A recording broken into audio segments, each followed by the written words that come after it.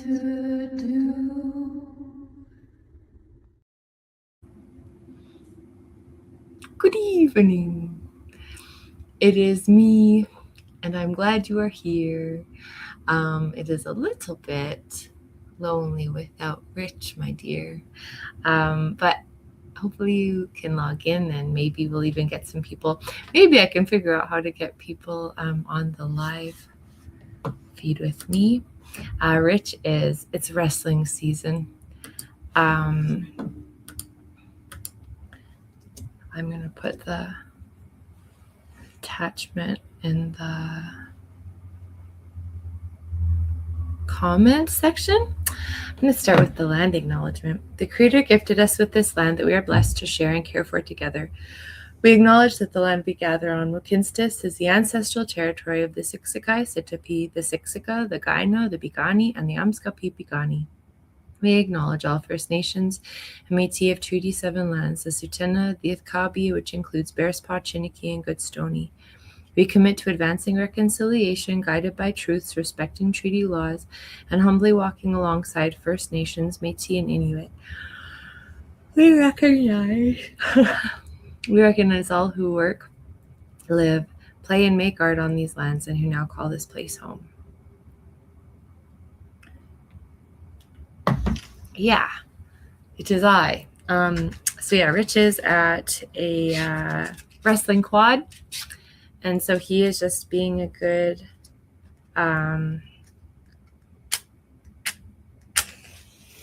lovely coach figure to a bunch of young people, which is really lovely because he is a good person. And just like I couldn't think of a better person to work with young boys. He's just so kind, and he is just instills such good, just goodness, kindness and goodness. I'm wishing them lots of wellness, and it's a wrestling tournament, so I guess not gentleness, but I'm happy that you're here tonight. And it was a really nice phone call. He called me this morning on his way to work, because when he had school things to do on Wednesday evenings, maybe I'm going to set off the fire alarm now. Thank you, Scott. In the past, when he had events on school evenings, he was always so worried because he wasn't physically able to be there to protect the space and me and the people. If anything went sideways. But he said this is the first time in 13 years that he had something on a Wednesday and he knew everything was okay. So just like what you said, Scott, he knew everything was under control, which is very kind and very nice for him too. I was like, been setting up, so I'm good at it now.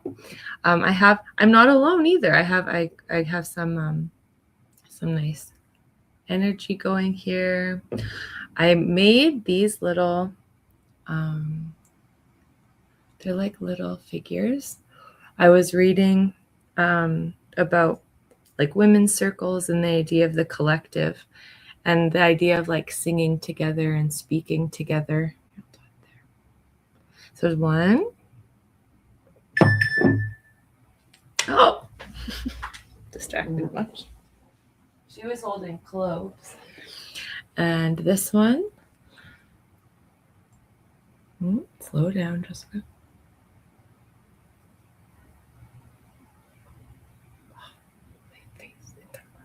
There. This one. She has some beeswax in her.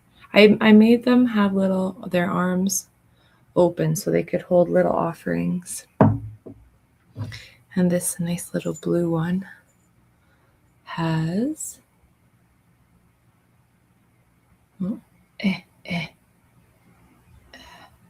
focus. Maybe the colors are harder, different colors.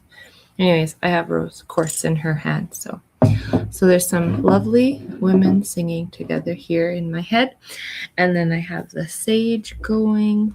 A friend of ours gave us a gift when we gave her a painting.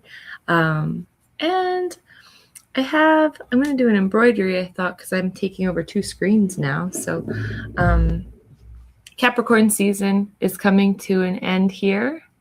Working on my little Capricorn embroidery. And I was working on a protection symbol, and I don't know if anyone's in my generation remember, like this symbol. I was working with the idea of the Nazar, the evil eye, and then having all of these arrows pointing outwards. The idea of like protection in all directions, protection in all directions. I was thinking it looked like a video game. There was a heart. I don't know if anyone watched or played. I always watched video games. I was not a player of video games, but this reminded me of a heart kind of. I was trying to Google it before we started here. Also, when my sewing machine got fixed by Henry, Rich was doing some really beautiful drawings, so I have this here too. That's a nice protection. So, why protection? Jessica, why are you so? I'm not worried about anything like physical. I'm worried about like the world. So I do protection sigils. I think art making is a really powerful protection. And read The Veldt by Ray Bradbury in English class. And just what great conversation with what great kids talking about what's the conflict and what's the main problem, because the kids, you feel what's wrong with this story of these it's like a futuristic story written by Ray Bradbury about a house that gives this family whatever they want, and the kids have this nursery that gives them whatever imagery they want, and they end up imagining their parents' death when their parents say no to them for the first time. And the kids were just appalled because the kids that I teach were appalled by this, because they're like, what the heck? Like, that's just how you grow, and they're just so reasonable. And how did I get on this?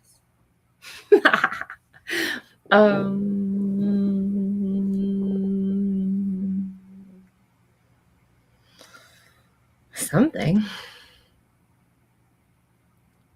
Protection?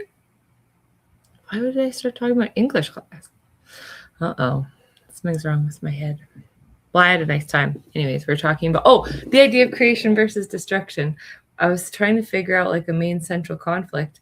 We came down to, and I kept talking with Rich too. I was like, there isn't a protagonist in that story. There's no good guy. It's all people in pain. And so I was kind of thinking that maybe it was like humanity's drive to create versus humanity's drive to like destroy, and maybe create itself or destroy itself, or like comfort versus discomfort. Yeah. So protection is in my head. These pieces of wool are hand spun and dyed by our beautiful friend Richard from Illinois. So we're hoping, Richard and Terry in Carbondale, Illinois, that you are safe and happy. And I see Scott here with us. And Scott, I'm hoping that you're safe and happy. This is another one. This one is like spun gold. I don't know if you can see it on the screen better than my... No, maybe not. It's like, I forget there's mohair. He had a whole arrange, or like different variations of different yarn that he spun, that he sent to me in the most beautiful package. And this one I just carry the ball of yarn in my pocket sometimes because it's just so beautiful. So I'm going to do maybe like a heart's a good protection sigil.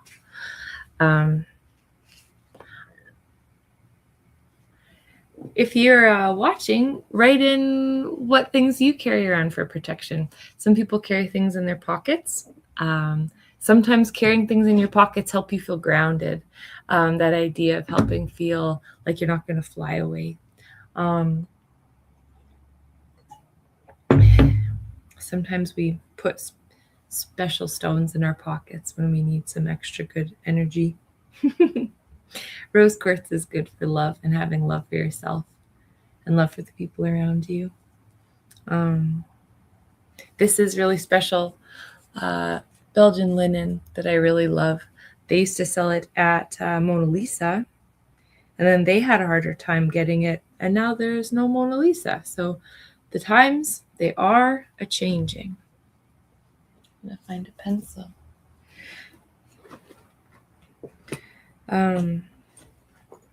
Yeah, if you're watching or if you want a link, let me know. I that's the one thing I'm not very sure of. I put the links up there in the comments.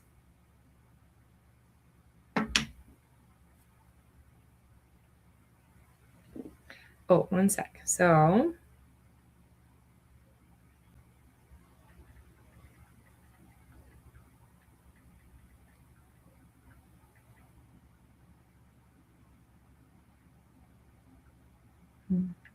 sorry.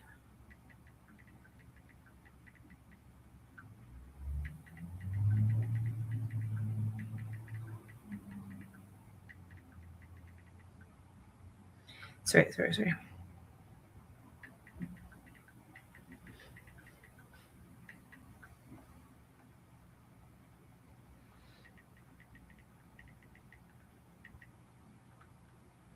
So we're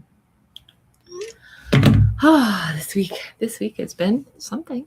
This week has been something. There's been lots of stuff happening. But it's okay. What was I talking about? Oh, I have a mint ginger. Is it rooibos? How do you say that? I don't know. You can also tell me if you have some nice tea that you're drinking. That would be lovely. So, oh yeah, I was getting a pencil. I like doing these. I actually think I made another one. I've been starting books like crazy. I just keep starting reading books, but then I end up getting like distracted and I start another book. And so I made another one. Oh, it was the Psychopomp. Where is it? About energy crossing over.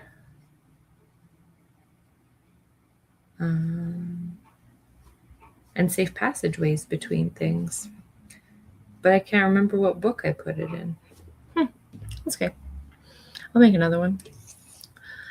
Sometimes I open a book I haven't opened up in a long time and I find a really nice and precious embroidery, and that's a nice gift.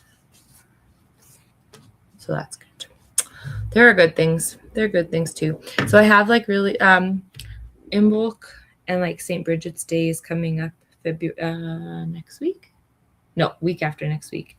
Next weekend. And so there's going to be lots of like greens and yellows in celebration of the sun coming up. It's Rich too. Hello. Yeah, you're our first caller. Are you driving home? That is so nice. I thought you'd have to go till 8. That is so nice. How'd your kids do? It got really witchy really fast.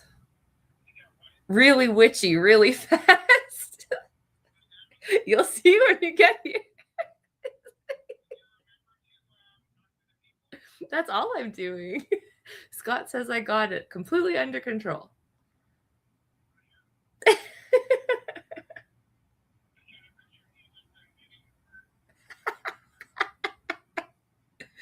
No, I got everything. I even remembered to go live on Instagram, and I shared the link on the comment section, but I don't know. I don't have Kelly. Like I don't know how to get Kelly's. I sent it to your text, but I don't. There's no stress. Yeah, there's no rush. I didn't know what like stage of the game you'd be in, so. Yay! And you. No. Yeah. Well, Scott's here with us, and there's 4 people watching. Campaigner. Yeah. I'm working on an embroidery. Well, kind of like a stitching. I was going to use some of, I said hello out there to Richard and Terry. I was going to do a stitching with the wool and just talking about protection and the idea of like good, sending good energy and being a force of good. And then I was like, hey guys, what do you carry around in your pockets for protection?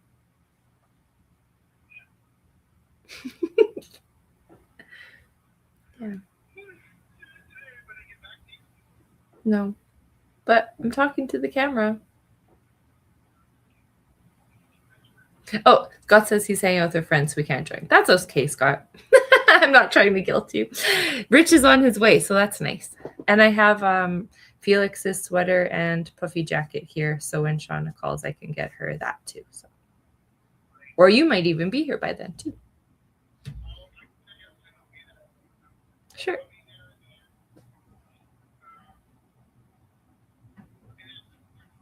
That is so nice. Okay, well, I'll let you drive.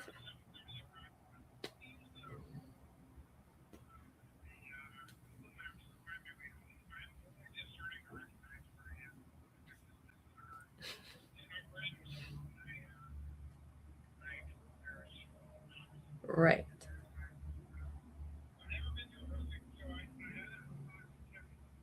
Yeah.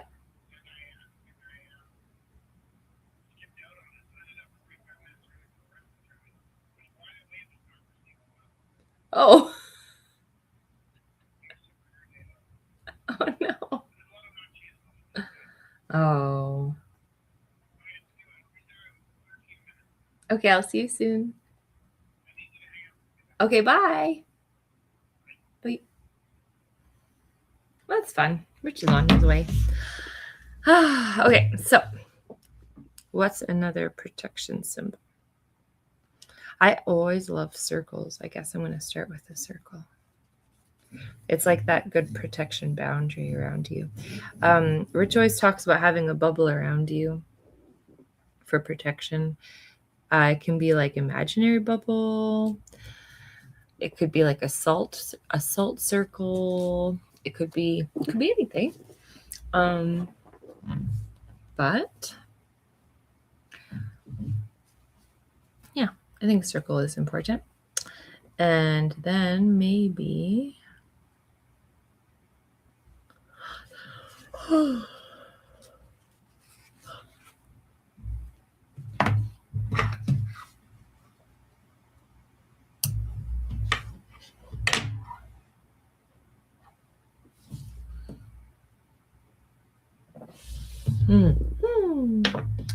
a circle.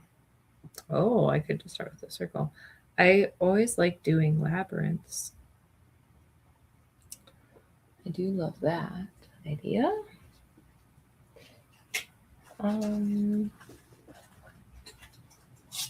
The sun. I could do the sun. That's a nice idea. Okay, let's do that. Kind of like sun or star. I always draw out. Sorry, my top of my head. I always draw out a general idea first, and then when I lay the yarn down, then I know where I'm going. Oh yeah. The bubble is very important to put around yourself. This year, I feel like I'm doing a better job of bubbling myself. There's a lot of feelings, a lot of things going on. I feel like it escalates when the world is like it is. The kids feel it and then they are responding. And adults are also responding because we're humans too. We're feeling all of it. So yeah, I think the more you can protect yourself and put that bubble, and not separation, but being able to witness everything and be there to be compassionate. Sometimes you got to take a time out. That's okay. You can take a time out when you need to. Oh, I put a lot of sun rays on my son.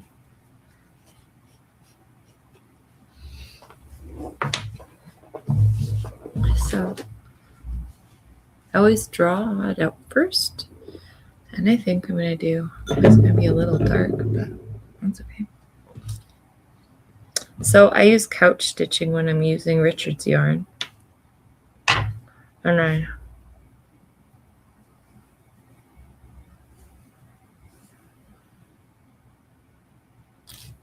use couch stitching to just tack it down to the surface.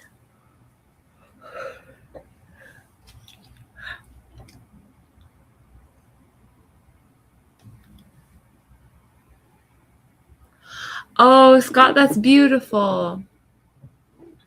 That's a lovely thing.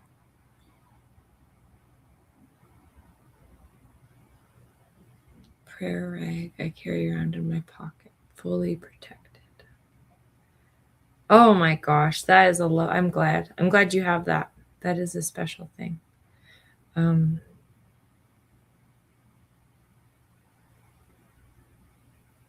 Yeah, I think having these little objects, little sacred objects, it's very important. I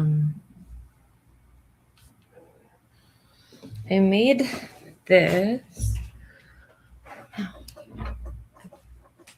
Maybe I can fix it right now.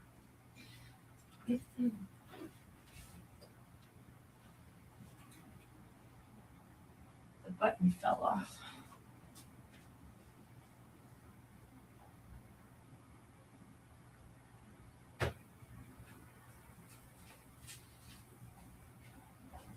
I kind of think those are like the coins that people get in AA and definitely like prayer flags. I made this.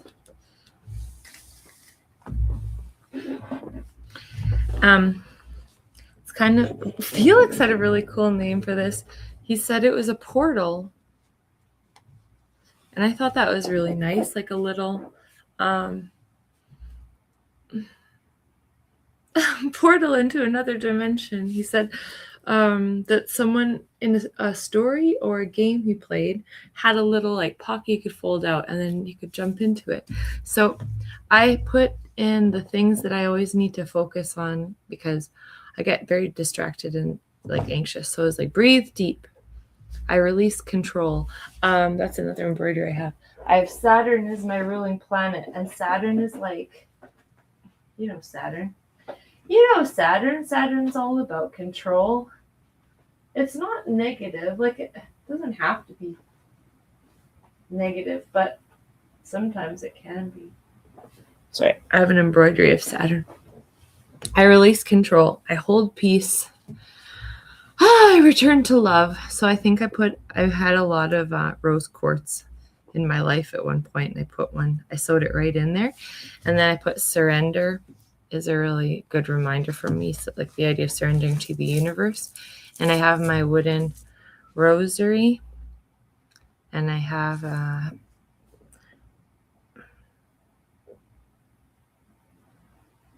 citrine. That's really weird. Why would I have citrine? Is that citrine? Usually I have a garnet. That's interesting. Anyways, I have some special treats in there. This was really lovely. I bought this in Mexico. I really liked it because when you look through the center of the cross, there's a vision of Mary. It's like kind of like a convex piece of glass or plastic, and it's like a magnifying glass, and you can see a picture of Mary in the cross, which I really liked. So that's my little prayer, and I'm gonna sew the the button that has been severed from its place. Sew the button back on.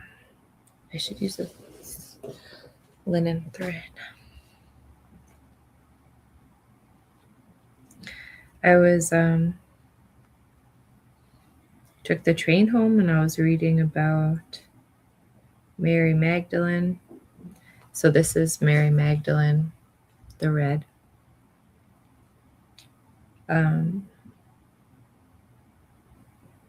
Yeah, just learning, just enjoying the learning about different stories. I need to find a needle.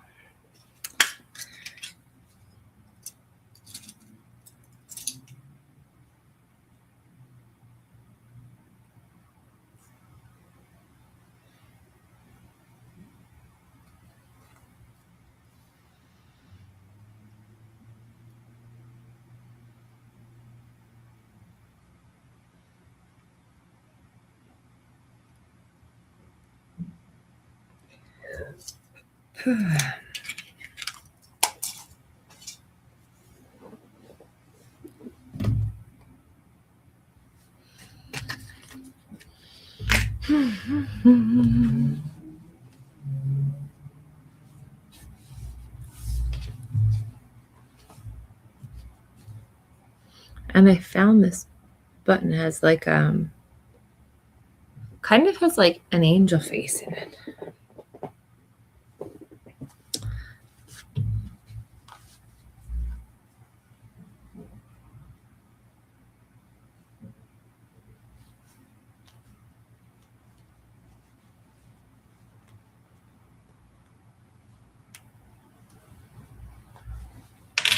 So yeah. Sorry, Rich was totally right. As soon as I start working, I stop talking.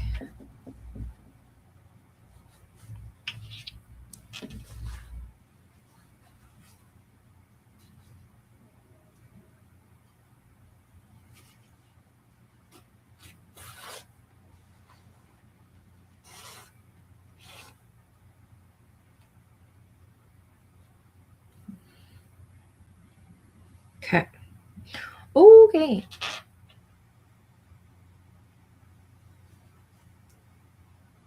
What happened since last week? I think maybe. Ah. Hello? Hi. Oh, that's so nice.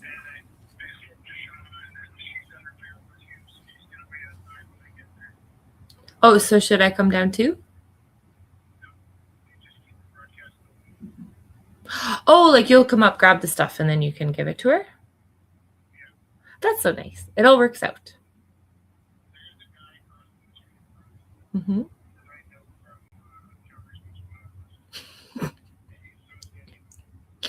It's like all you'd have to do is walk around a little bit down on the street and you'd see all those guys.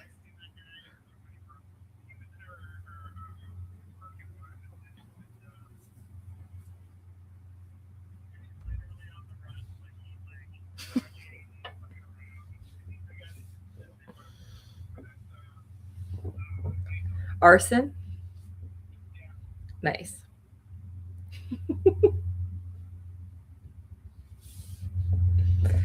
Well, there you go. He's just a guy living his life.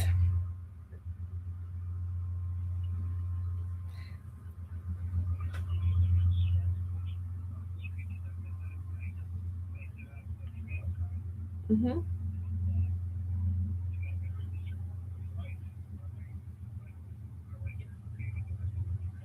Oh.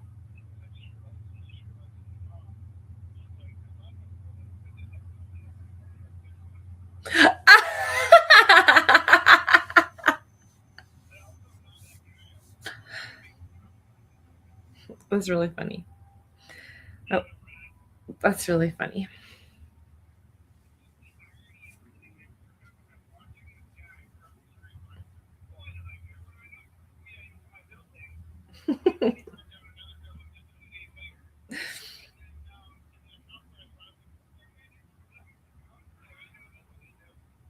Yeah, not as observant as you are.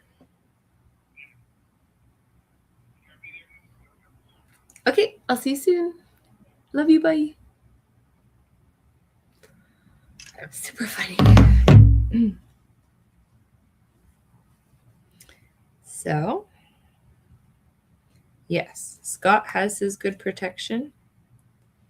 And I think that would be my challenge to you, lovely people watching, is if you could have have a nice protection in your pocket for these crazy days.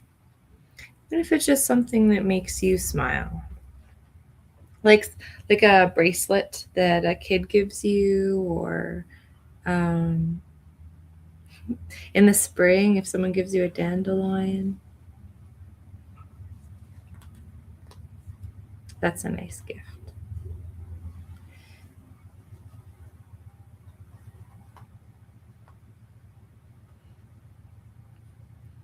I guess that's the thing too. You can make your own protection symbol, but then if someone gives you a gift like that, that's pretty special.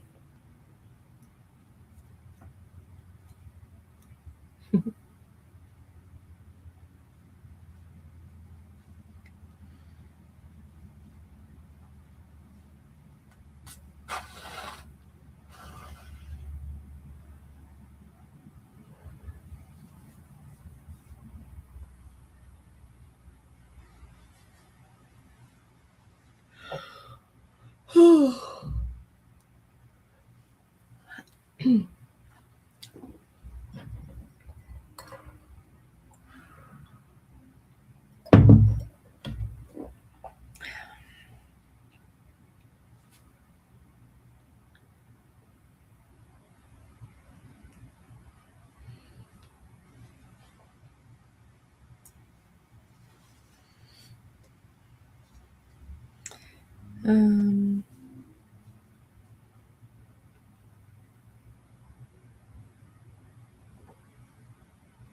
what else? What else is going on?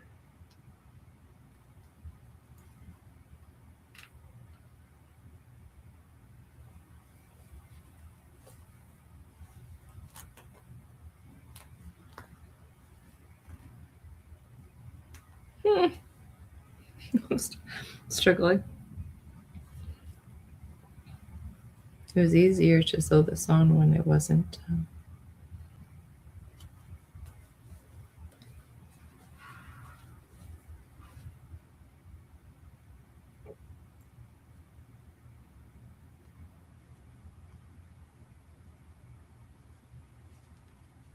Oh, that's an interesting fix. When it wasn't sewed into this thing.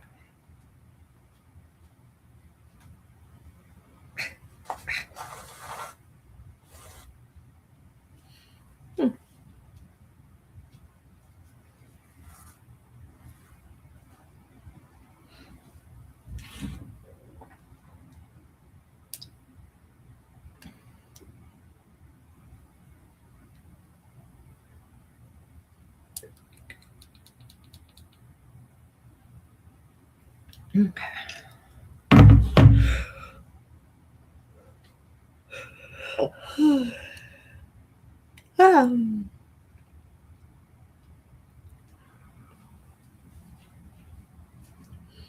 and then, do you ever have the feeling like, oh my gosh, I'm so tired? But then you don't want the nice night to be done. So then you don't want to go to sleep. You just want all of it. Like you want the nice evening and you want to sleep.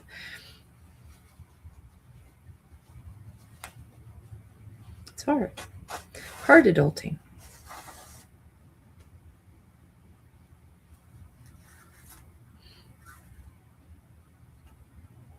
Okay. I think I'm going to do that.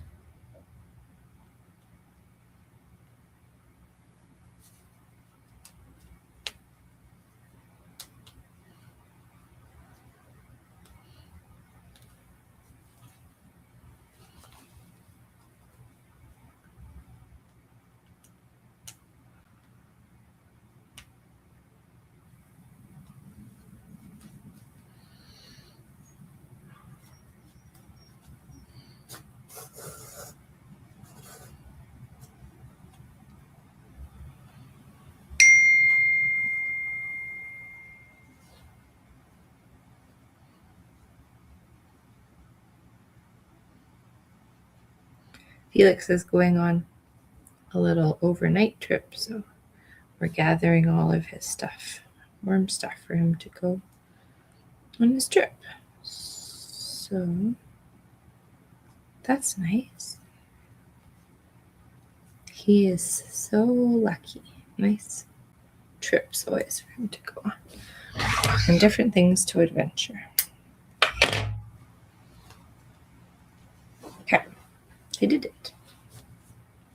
So then I put the button on, so then I can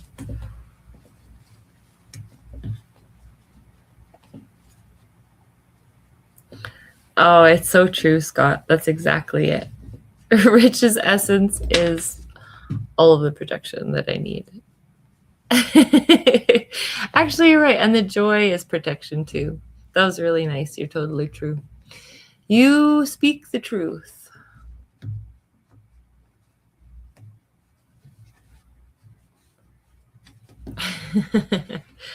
Joy is really powerful, isn't it? I feel like the forces of evil downplay how powerful happiness and joy can be. Laughter, not just good medicine. Laughter can ward off the bad feelings. It's my little... Oh.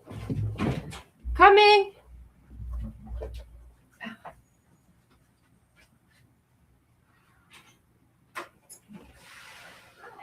Here.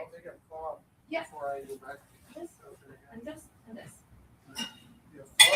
Yeah. Who's on the broadcast? Nobody. Get over there. Okay. Don't touch that anything. Okay. Love you.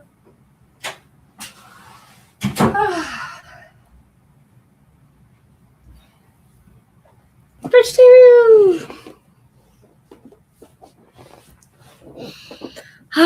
So I fixed my button. That's good. And now I'm going to work on my sunshine. And maybe I give Rich some space. Boop, boop, boop, boop, boop, boop, boop, boop. I guess I should put this away so we don't light the place on fire.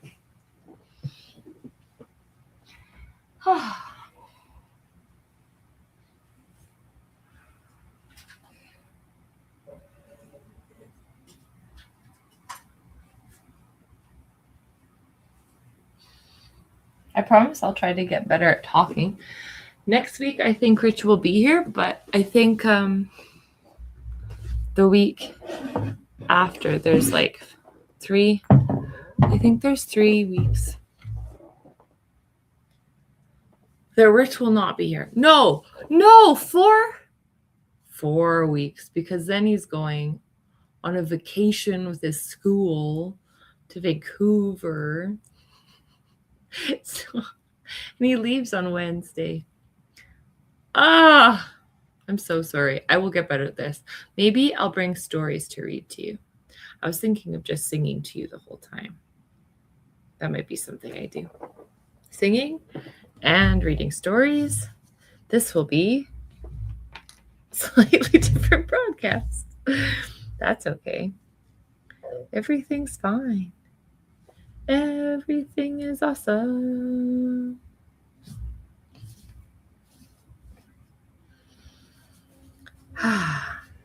Well, I'm going to start laying this down, and I'm going to do this. Is going to be so beautiful.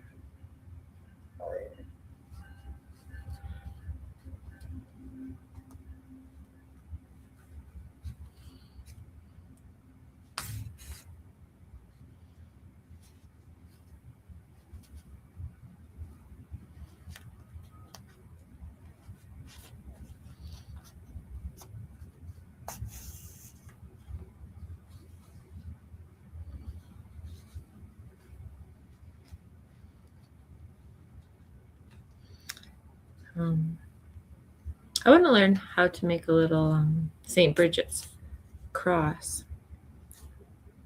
for Bridget's Day. I might have to find, I think they make them out of reeds or tall grasses. So see. See what I can find.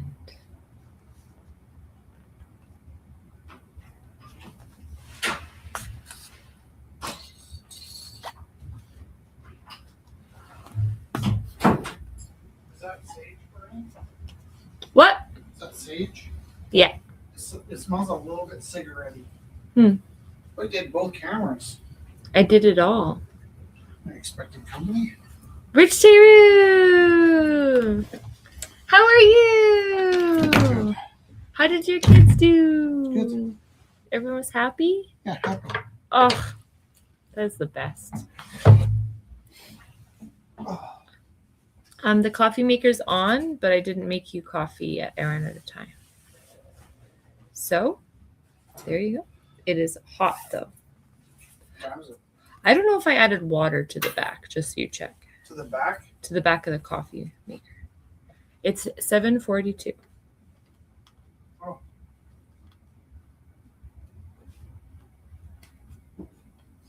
Pretty hot. What? Coffee maker. I turned. Want coffee? No, thank you. I just said I don't know if I put water in it. That's all. Am I supposed to take vitamin D for something? Yeah, and magnesium. Is that what I put out for you? Is this new tea? Those are all the new teas. From when? When we walked to the shop through the bitter cold. I'm drinking the mint ginger rooibos.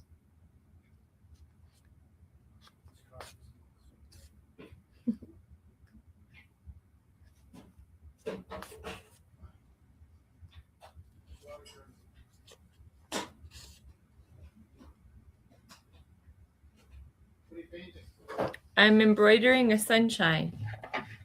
You're drinking what did you just say? Mint ginger rooibos. That's on the RGB. Oh, It's not, because there's an M in there somewhere. yeah.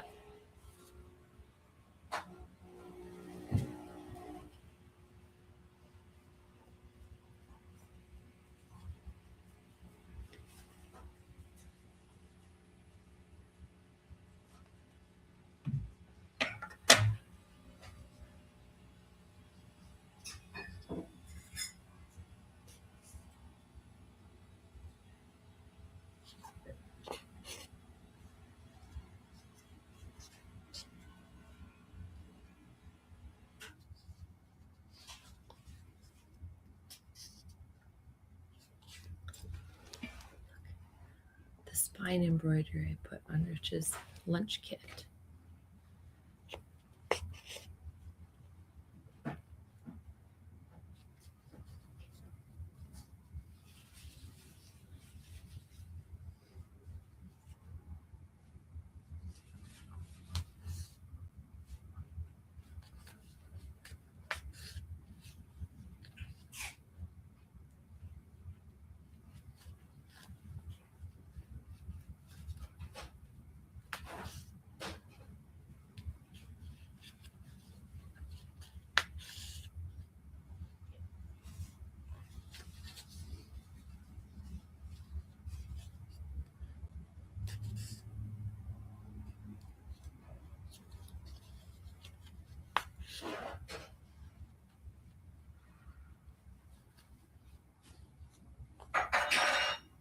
So when you say you've been talking to the audience, I know, I was laughing on my head because I just started embroidering and I was like, oh no, I was talking, and then as soon as Rich comes home, I'm gonna be quiet because I started embroidering.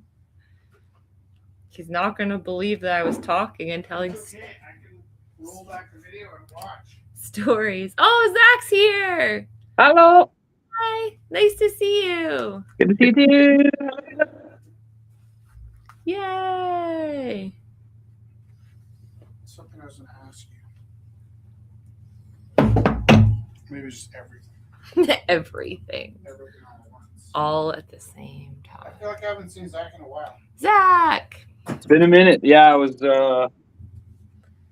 indisposed last week. Hungover? Maybe. Mostly busy. Like I'm doing some choring, doing a little home improvement. Nice. Say Jordan. You know, I'm like wrestling the tax man. Oh, Godspeed. Thank you. Yeah, That's funny. I'm gonna need it. Things are about to get lively.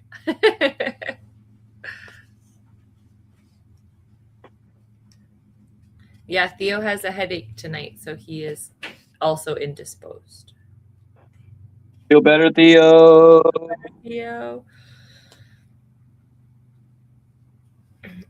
Who's this Holden guy? Where is Holden? Does he do long distance interviews or what? Yeah, Rich.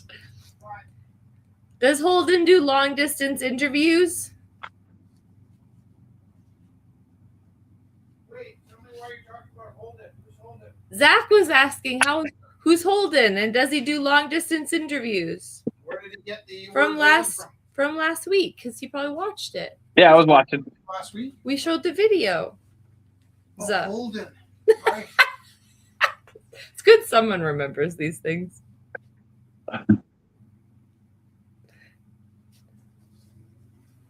What was our question for the week last week? It was like, what's one thing you think is finished but isn't, or something like Yeah, that? Zach, what's the thing that you often think is finished, but then you realize it isn't? Life? Life, everything, taxes. Yeah, my taxes. Oh my god. My tax debt. Like a really deep one though. Taxes When is you funny. go, It's a when good you answer. go back there, it's Yeah, tax is funny. Life's not the answer. Okay, something that you think is finished but isn't. Like for us, it's growth, right? Or like Oh, that's nice. That's nice. we thought we were done with the community outreach up until the weekend. And, turns out we weren't. Not done yet. Jobs? What about work? You know, like the reward for good work is more work. You're like, you did such a good job. You want to do 10 more of these? Shit. Truth. That is a true statement. Can we get spicy? What about intercourse? Oh, always knowing. Got a little pillow talk after, or a little. Always getting Can you better. hear me farting on camera? I don't know if they can hear you. Now we can't. Now they're listening for it. Well, We got raunchy. This episode got real raunchy. Welcome to the show, Zach. You two came on and went like, whoa. It was, I was just lighting sage and talking about protection, and it came. Sorry. Started teaching at 7, and it's 7:30. 7:45, and I'm just getting home from work. So that was a 13-hour day. And you know what? And you didn't eat your lunch yet? No, I didn't. Oh. And you know what, Zach? What? Want to know something? Yeah. You can't fart when you're teaching. I'll tell you that in your school. Right. Ooh. Get that out of your system now, because you can't do it. I mean, you know you can't pee. You probably hear that on the radio, like, "Oh, teachers are so busy they can't even pee." They don't tell you can't fart. What would happen if you let one rip in class? In front of a bunch of 12. It'd be the end of you. You become a new kind of legend. My name is Terry Fluffed. Do you have any paper towels? No, that's all in the kitchen. I'm never gonna relax. You will. No. Get a spoon. I had this dream of me relaxing. Get a spoon and a paper eating towel. my lunch. You'll relax. You have time now. Getting a funny big spoon. Good. It's actually a normal spoon, but to me it seems like a funny big spoon. Eat off this Tiny, swank little spoon. dainty little silver spoons. I feel like I have to go back to work right away. You do. No, we'll have a nice evening first. Say that, but I wonder. Okay. Trust. Is my camera off?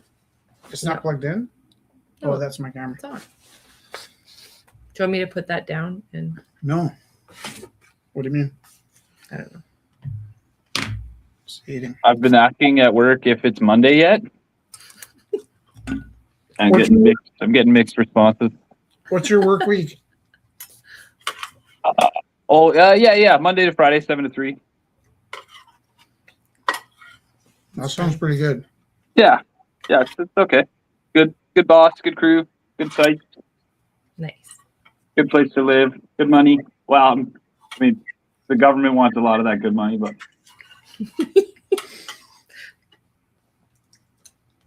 it's to pay teachers, right? So it's all good. There you go. We'll make it positive somehow. Yeah. I guarantee you, we're not getting your money. Yeah, we're not getting it.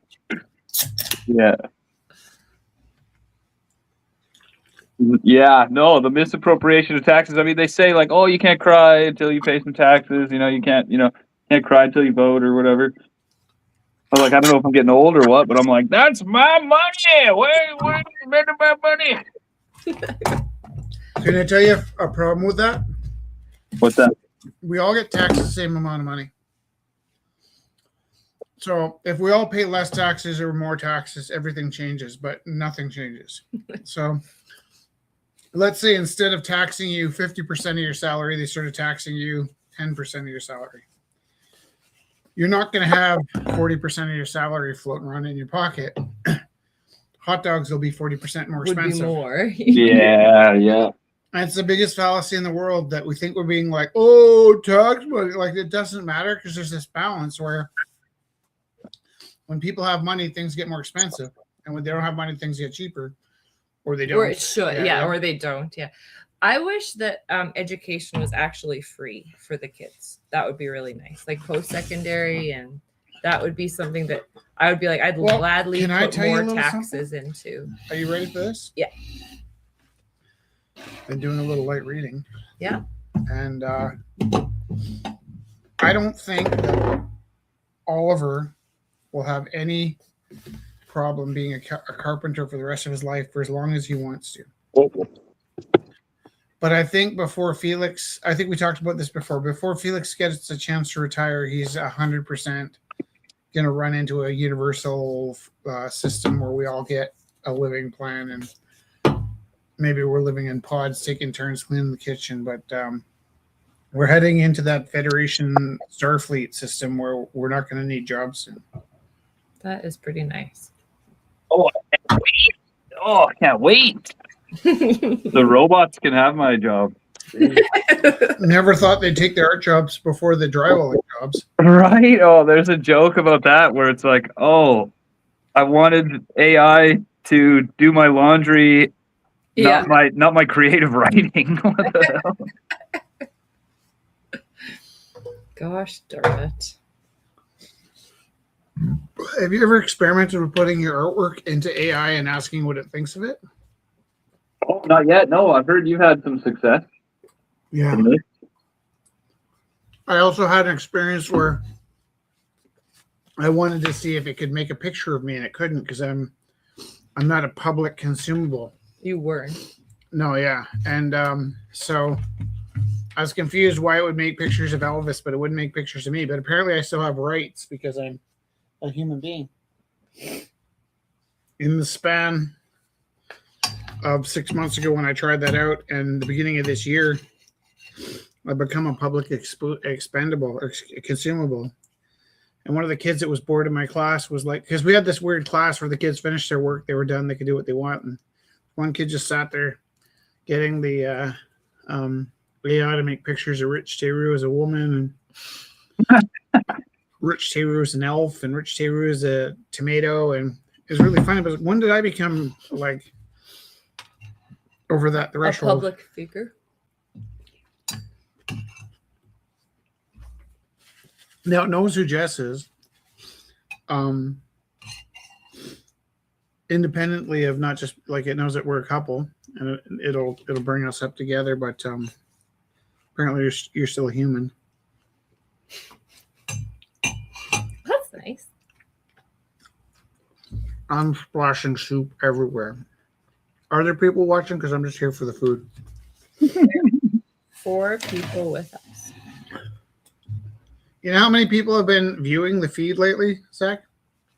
I've heard some numbers, but is that how?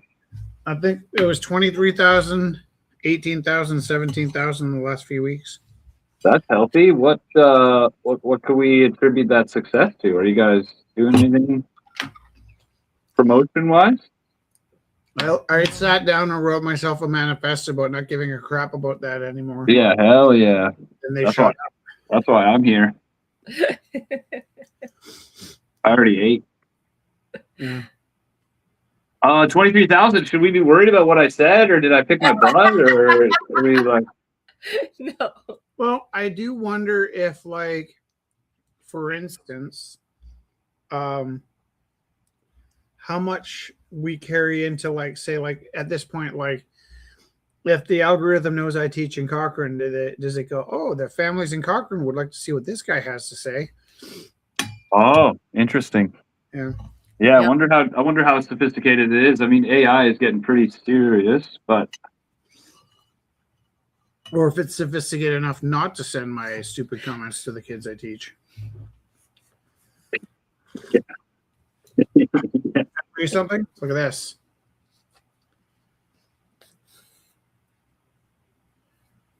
Wild.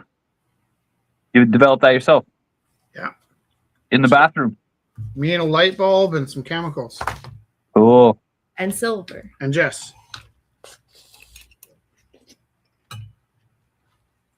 Pretty And the special. silver hound. Pretty Right now, I magical. like photography better than painting. Yeah, yeah. Kind of like this one moment I had one day when I realized I liked Star Trek better than Star Wars. Mm. And I was too loyal to both of them to make it a decision. But I think it was during the last reboot of Star Trek with like the new cast and like Chris Pine and like any of the actors, but I love the show. And I love that Star Trek meant enough to me that with an all new cast, I could still feel engrossed in the story.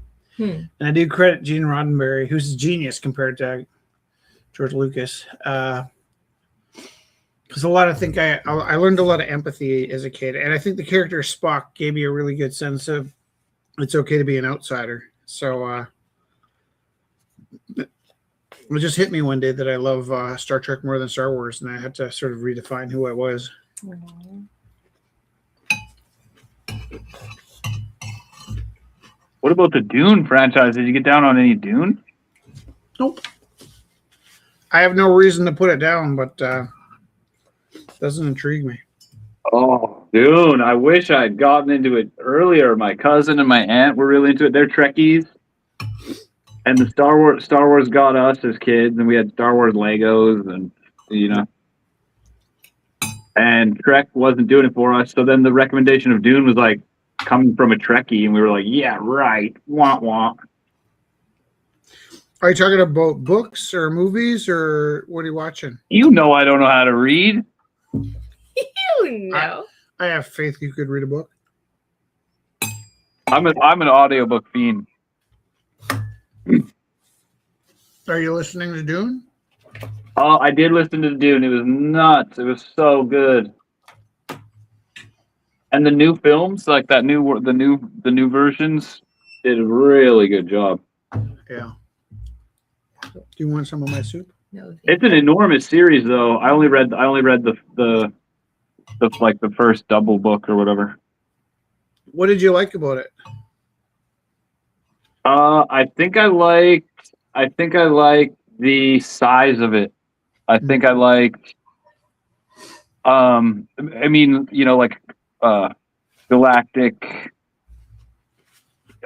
I did like maybe some of the allegorical energy. I liked the politics of it. You know, I liked the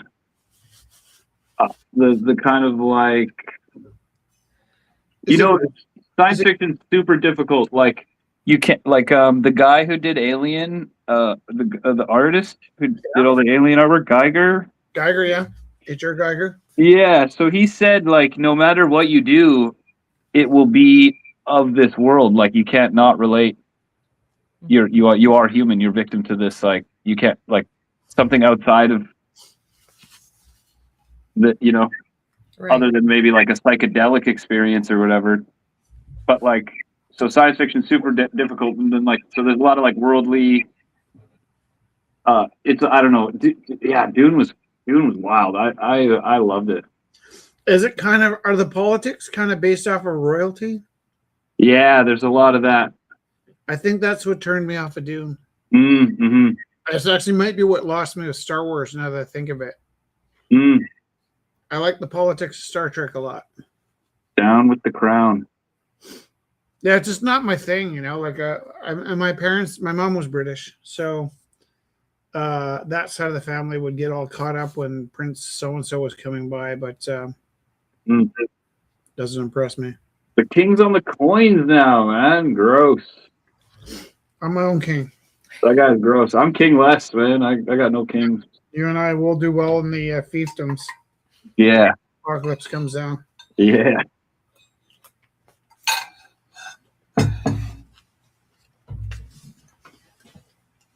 I don't know why I have my soup on screen, but I had a really wild nightmare of like some of this post-apocalyptic energy.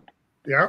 And just didn't skip a beat. Like let's say so I fall asleep, it's cozy, and then I wake up like in the bed, but like the roof of the building is off, Yeah. It's like fiery, and I'm like, but like didn't skip a beat. It was like, yes. Do you have like you live a whole lifetime in one night?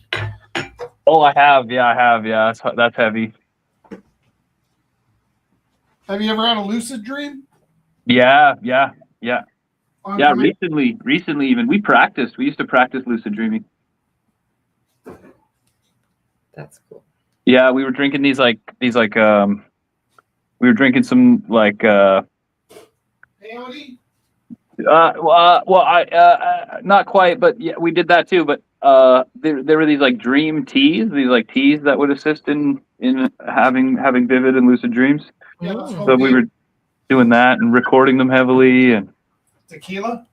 No, that's different. No, that's it. Yeah, no, that's like an opposite effect. It's like Zakatanichi or something. Peyote. Yeah, some desert leaf. That's probably the one thing I would have liked to try before I die. Peyote. A little ayahuasca. Yeah. It's fun, man. It's wild. I want to go out to the desert, and I want a shaman to help me through it. And yeah. I want to wrestle a bear. Cool. Some sort of electric dragon bear. Something like that, yeah. Yeah. Maybe a real bear. Who knows? Who knows what evils is Is it a winter desert? You're going to wrestle a polar bear? Oh, that would be scary. They're strong. You're strong. Who would win? Go like this. No, booger? Soup? I go to the bathroom. It was. Oh, hands down, Rich could take a polar bear. Yeah, I think so. Yeah. Thank you. He'd be able to finally let loose. Yeah. Holding it in all the time. Yeah. But also he has empathy for like animals and nature, so maybe he would be right.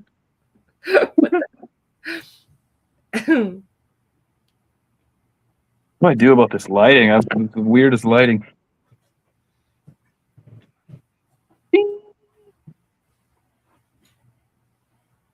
Kind of crammed. I got half my studio is a county. That's not bad. Mm-hmm. The earpiece. Is this? Yeah. Here, I'll just take one. Can I take these?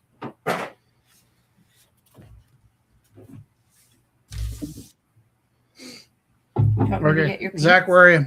Okay. Can you see my hand? Oh, yeah. So what you're going to do is be like down, 2, 3, left, 1, 2. Like give me like a cadence and tell me when to turn, okay? Ready? Oh, okay. Down, 1, 2, 3, left, 1, Right. 3, Yeah. up, around, circle, little sharp dive, do a zigzag, come back up, maybe like some fingers. Oh, yeah, yep. And then maybe some like lots of dots. Okay, and then like down, down, down, down, down, down, down. Nice. What else? I think we need some. I think we need some spaghetti. Spaghetti right where you're at. Oh.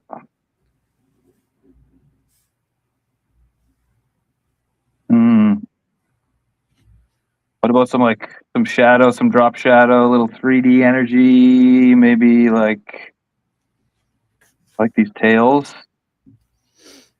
What about some type of some kind of like wings or like some kind of angel feature, some type of halo? Yeah.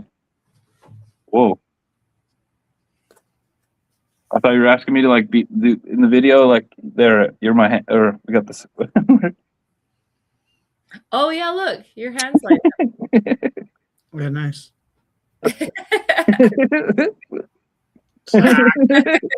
You saucy thing.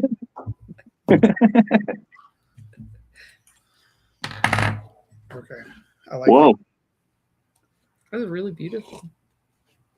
We're a good team. I think so too. Thanks, man.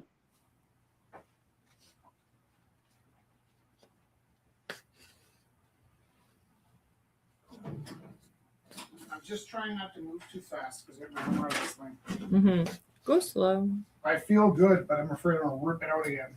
Don't rip it out. Don't rip it out. Where do I keep my brushes tonight? I'm not really sure. You would be the one that asked. Not anymore. You see that? But I wonder.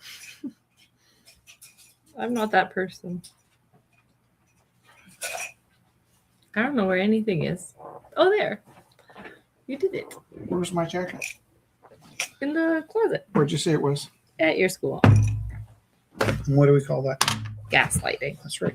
That's right. Stop gaslighting the man who loves you. There's that country song. I think about that. What is it? You always heard the ones. I'm gonna paint out of this glass, okay, because I gotta get moving. Oh, It's sure. okay. I got lots of stuff. I have some Dr. Pepper here. Okay. Or you don't want to clean it. I can't clean up my hand. I got you. Here, I'm gonna get. I'm gonna drink You this water. That? Yeah. Okay. Hydrate. Oh, good call. I need a little bit of that. Do you have glasses in your house that only your partner's hand fits inside? I don't know. I've never tested that theory. Or Like, can you wash off? Do you have a dishwasher? no, I'm the dishwasher. Yeah. Do you have glasses your hands don't fit inside? Yeah. The blender, I hate that. the slap chop. That's not a thing. It's totally a thing. That's not a thing. I don't believe you for a second. Slap chop. Did you have a slap chop? No, I had the magic bullet. I don't believe they exist. Oh, yeah, that's what it's called, the magic bullet. Yeah. Oh. See? No slap chop. Not a real slap chop. Is this a slap chop conspiracy? What? there is slap chop. I could be poking fun. It's possible. The slap chop conspiracy. I'm into it. Got a little excited about that, eh? Yeah, I'm gonna start researching it. I'm gonna find out if that guy was real. The I don't believe in wind. ShamWow guy. What about him? Maybe he was a CIA plant, and that they were just using the slap chop to harvest data. Have you ever read James and the Giant Peach? 100 years ago. James Roald Dahl? Yeah. He was a British spy. Whoa. They sent him to America to spy on the Americans. And then he wrote children's literature instead. Carver was author. And he wrote these wacky books that nobody would write because he didn't give a crap if they sold or not. Wow. That's how we got his magic? I never put it all together. Right. No, well, like he wasn't a trained author. He was like a pilot, and he was spying on the Americans. And so there was like low pressure when he was writing to come up with anything of he wasn't trying to write something that sounded like anybody else's work. Right. En route. The good thing my taxes are going to the military industrial complex then. We wouldn't have Roald Dahl otherwise. There you go. Okay, that's my last tax talk. That's the last of the tax talk. Tell me how you feel about taxes. Oh, we're doing something wrong here. We're doing something wrong.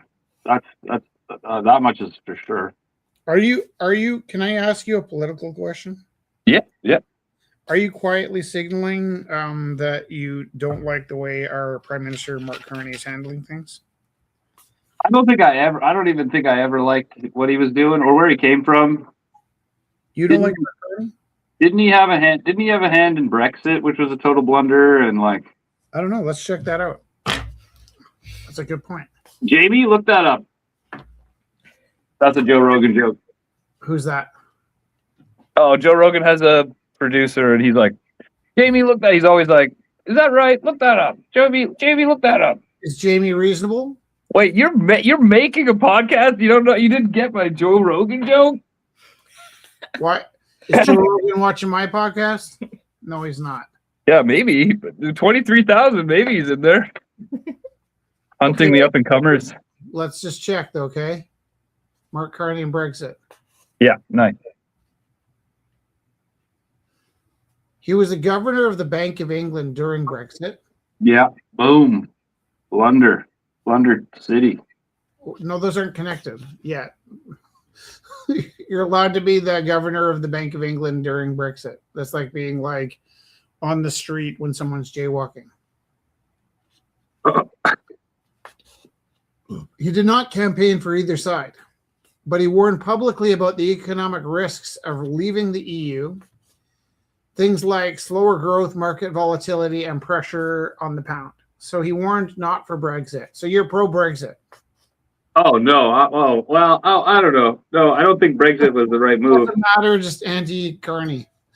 Well, yeah, he's slimy, man. I don't know. They're all slimy up there. I think he went to a certain island, too. Hold on.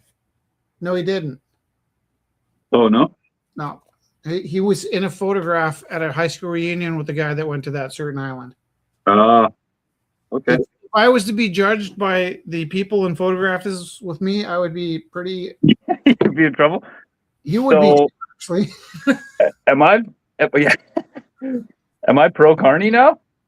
No. Oh. You're anti-political. Yeah. But I'm sensing some bias here. I'm just reading. So my... Just a second. Hold on. Yeah. Carney was neutral with Brexit, but he did warn heavily to avoid it. Mm. What did you want him to do? I mean, maybe like tax havens, like maybe like billionaires, British billionaires probably should have, done their share for the social safety net instead of like. Yeah, I noticed that about our government because that thing where, somebody said to me not too long ago, and they didn't say it to me, but they said it near enough to me that I took offense. They were talking about like how their taxes pay our salaries, and it was like, wasn't directed at me. But I got curious and I wondered, is that true? Does like the, plumber on my block pay for my salary with his taxes? And I tried to look and see, and my salary is not very high, but I tried to look and see how much you would have to earn per year to pay my salary with your taxes. Guess how much you'd have to earn per year to be solely responsible for paying my individual salary? $500,000. $2.5 million. You have to make $2.5 million per year to pay enough taxes for one teacher. Now, you know what's crazy about that is the people that make $2.5 million per year pay about 10% tax, and they bitch about it. Guess who pays more than 10% tax? Everyone else on Earth. And guess what else? I'm a teacher. I pay the same amount of taxes as everyone else on Earth, except from the billionaires. Mm-hmm. You know what? If the guy on my block says, "Oh, I pay your taxes with my salary," he either doesn't know that teachers pay tax, we're paying ourselves, or he doesn't know I'm paying my own salary. That's like working in the restaurant. You got to buy lunch there. Yeah. Wow. We're allowed to have lunch at the restaurant next door. Yeah. You bring in McDonald's into your restaurant gig. Have you ever worked at a restaurant where you had to buy lunch? You know, I don't know how to read. What's that mean? I think that's an answer in the negative. Like, no, probably. So, because I worked at the shadiest restaurant in the world, and they gave me a free pizza every shift. But I would have a hard time finding a shadier restaurant than I lost a finger at that restaurant. You don't believe me? Look at Wait, yeah, let me. This finger here was cut into 15 different pieces. Oh my god! I've got 27 stitches in the end of this finger. God. Yeah. Whoa. I love this painting so much. Yeah. You guys are great. It's not mine, it's Zach's. No, like the both of you. Okay, so I was actually quite impressed with Mark Carney today, and I find him a little bit conservative. I think it's like, oh wow, we got a conservative liberal leader. What a weird world we live in. And then I'm thinking, the guy's a banker, is pretty smart. Everything he says, I think, is super smart, and he makes good banking decisions. And sometimes he makes, like with Rumble House, to make a decision, I often look for 3 wins. If it was a win-win situation, it probably wasn't going to get pushed through. But if I could find 3 reasons why it was a great idea, I would move forward. That was my cutoff. But I've seen Carney make 4-win decisions. And then I think to myself, oh, and this will bring Canada together because all the conservatives will love this. And then I find that they've learned to hate something they used to love just because they don't like Trudeau or Carney. It's like now they're anti-money. So, he makes a deal with China, and suddenly the conservatives are worried about morals, China's history with civil rights or human rights. It's like that's on the table because we always wanted that on the table. And there's a fellow on my Facebook today talking about how Carney's inventing his own money, printing money. And it's like, you'll see anything. Like you don't need any evidence. You don't need any proof. If you hear it somewhere, it becomes real. And if you think it becomes part of what you'll share. And the people next to you will hear it, and then it becomes real. And I'm just blown away. These adults that can hold down jobs and make such bad decisions about their lives. And to be honest, I was talking about Jason Kenney when I didn't like what Kenney stood for, but I could tell he was intelligent. I can't say that about our current premier in Alberta. I think she's got a viper's instinct, but I don't think she's intelligent in the slightest. And I didn't like Jason Kenney, but I could understand I actually thought he was a little bit dangerous because of his intelligence. Jeff Polyev is not dangerously intelligent. It's like, that was Carney's opposition.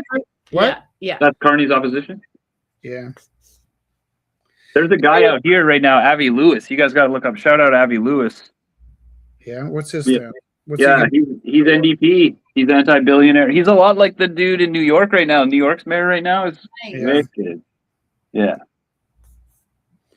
We really should just eat the rich, Yeah, these he's got these ideas for public grocery stores, Loblaws has gotten out of hand, and Yeah.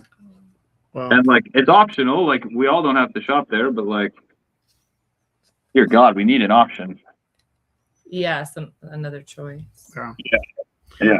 Did you hear Kearney talking today? And he came up with all kinds of really brilliant solutions to stuff. Did you listen to any of that, or? I don't know. No, kind of turned off. He took a big trip to China with everybody. I don't know. I don't know why I'm anti-Carney.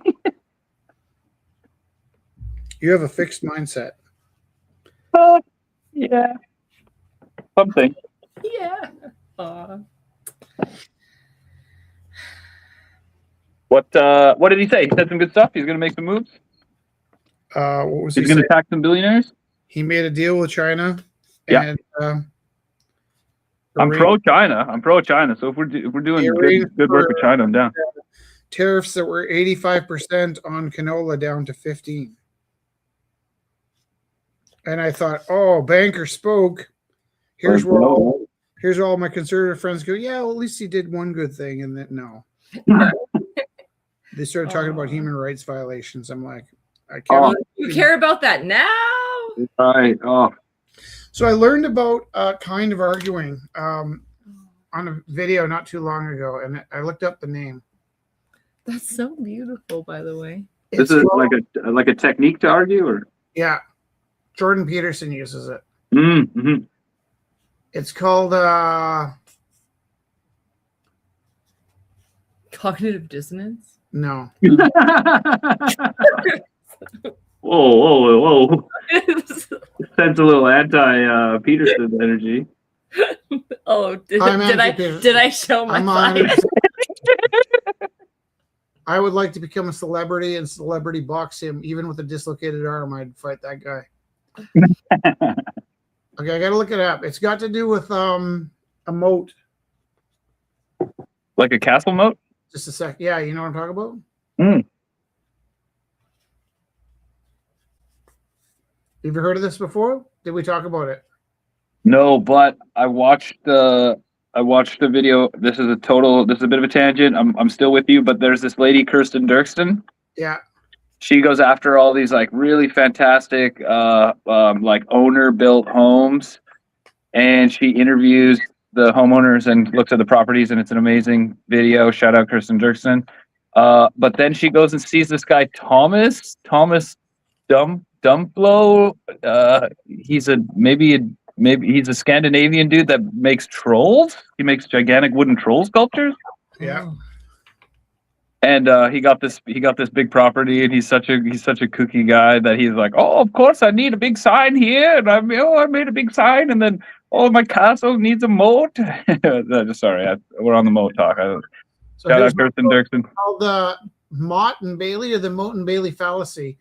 It basically go like this. Okay, I go, Zach Abbott is crazy, and then you're like, that's quite a statement. Do you have any evidence that Zach Abbott's crazy? I'm like, well, all I really said is he has long hair, and that doesn't really mean anything. And then you're like, well, he does have long hair. I'm like, see, we discussed this already, and therefore Zach Abbott's crazy.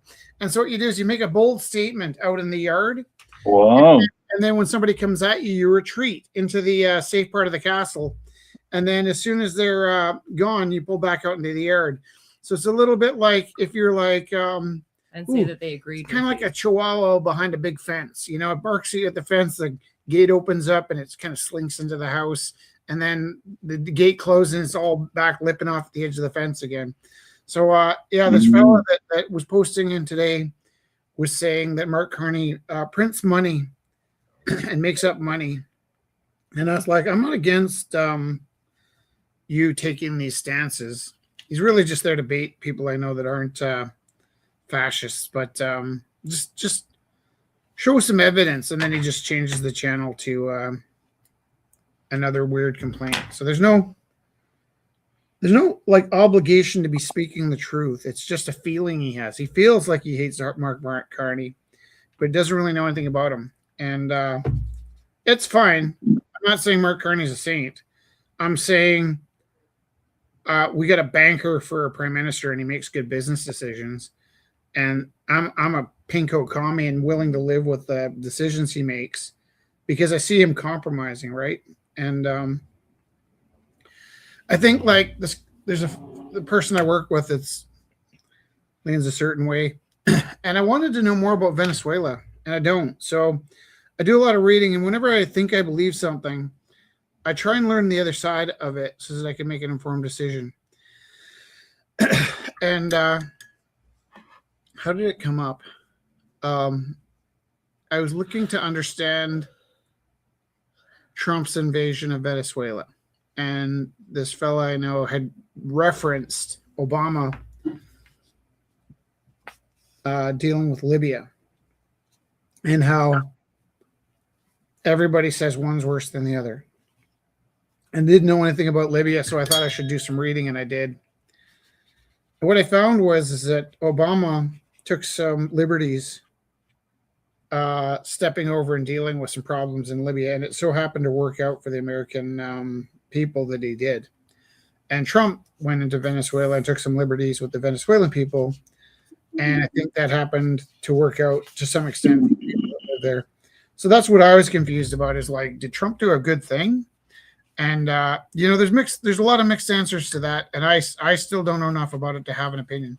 However, what I was interested in is like this argument that what was the phrase? It was described as Trump derangement disorder. That when Trump does something, it's automatically bad, and when Obama did the same thing, it was okay. So I did a good solid amount of reading to see why they were different. And on the surface, they weren't that different, right? They both kind of went into somebody else's country and forcibly made some changes.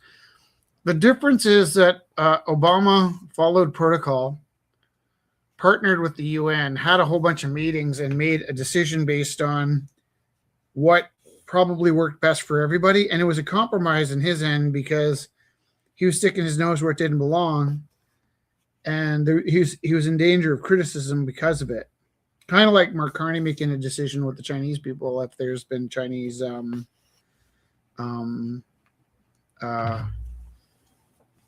human rights violations, right? And to keep in mind when you say that, it's not the Chinese people that are, it's their leader. Yeah, right. Like, it's good people everywhere. But what I found was interesting was sometimes after doing some reading like that, I'll either start with ChatGPT and work my way into like articles, or start with articles and work my way into ChatGPT. I like to balance those two things off each other. One of the things I like about ChatGPT is I can easily log in as a stranger, Zach. Yeah. And I used a word I don't use very often. I've heard it quite a bit, but I pretended I was one of them, and I started with the question, my libtard friend doesn't understand that Obama invading Libya and Trump invading Venezuela are the same things. Can you straighten them out for me? And then it gave me a very kind of like, because ChatGPT tells you what you want to hear, right? Yeah. Yeah. So it struggled to make that argument. Tells you what the thinking that I was a redneck or whatever the nice word for those people is. And what was interesting was it couldn't. Like, it tried really hard to agree with me, but it got kind of caught up in the sense that the biggest difference between Obama and Trump was Obama had a lifetime of restraint and good decisions that benefited everybody as a pattern, and Trump has had a lifetime of self-serving decisions. So as hard as the computer brain went in to try and make me feel good about my philosophy, it wasn't able to get as far as saying those two things are the same. Now, in contrast, it's much easier to trick the AI to pick a side for the other side, because, to be honest, the AIs are programmed in a way to be unthreatening, and they know a lot of stuff, right? So if you throw a bunch of questions at it, it's going to pick a side, and it's going to pick the side that's on the side of doing a lot of reading, Zach, because reading makes you smart. Reading is power. Oh my gosh. There's a tendency to think that like teachers are all socialists, but I'll say this a million times. Nobody that's interested in making better than a middle-class living goes into teaching, right? You get your teaching career and you can pull out a pie chart and see what kind of car you're driving at the end of your life. You know, you're going to be middle class everything. And so it's not that people become teachers because they're socialists and they want to spread their chaos, is that only socialists go into teaching. There are a few non-socialist teachers, but they generally have a second income from a spouse, and the cognitive dissonance has to be really high to manage that, you know? Like, you can't wake up every morning and shoot yourself in your own foot and then act like that's normal or okay. Now, I'm not telling you you're wrong. I'm just telling you what I think. Yeah, I'm not expecting you to believe what I believe. I was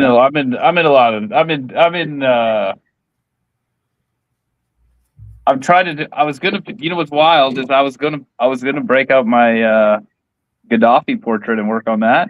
Yep. So I was like, you know what, we're going online, you know, we're looking at like 20,000 viewers. Maybe we don't take it to Libya tonight. And then Rich took it. And here we are. What did you want to draw for him?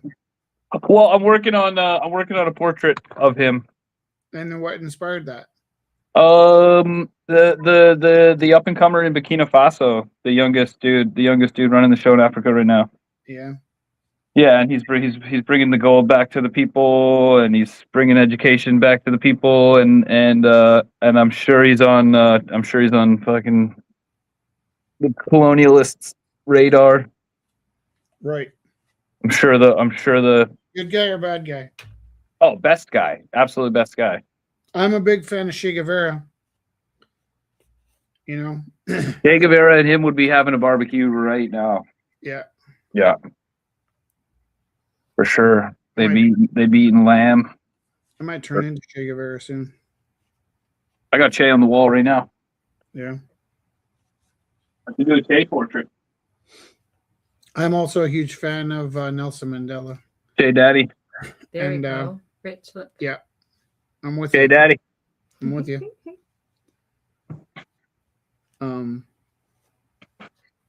And I used to work with a social studies teacher that watched a lot of Joe Rogan, by the way, that tried to convince me that Nelson Mandela was a terrorist. And I was like, man, like. Wait, what? Well, because he did go to jail for bombing a building. Oh. Well, you got to scramble some eggs to make an omelet. Yeah. No, is that the right analogy? No. You're right. Yeah. Yeah, or when the laws are unjust, it's the right thing to be unlawful. Yeah.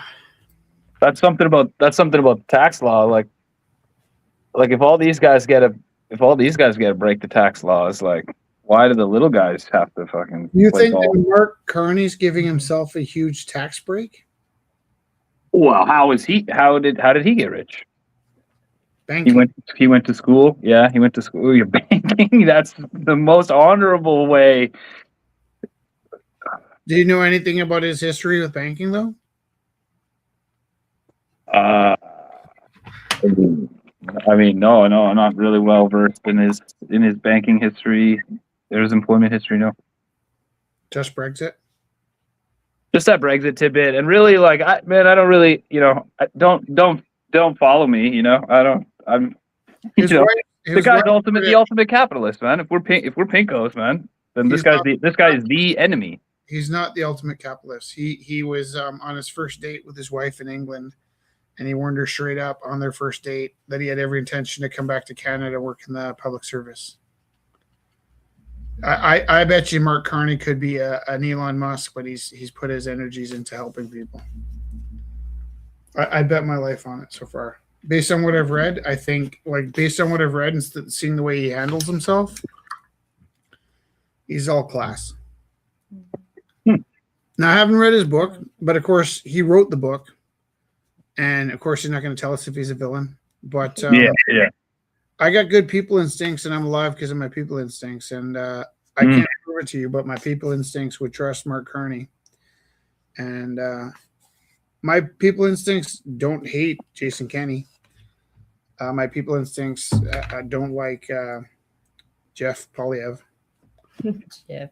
And those are like undefendable opinions, but like what I look at is like how people handle themselves in times of crisis, and those things expand and extend into how they treat people when they're ordering soup. Mm. You know? Yeah, I like that. How you do anything is how you do everything. And like so far, everything I've seen of him has been a pretty class act. Now you must like Jon Stewart. Rod Stewart? Jon Stewart.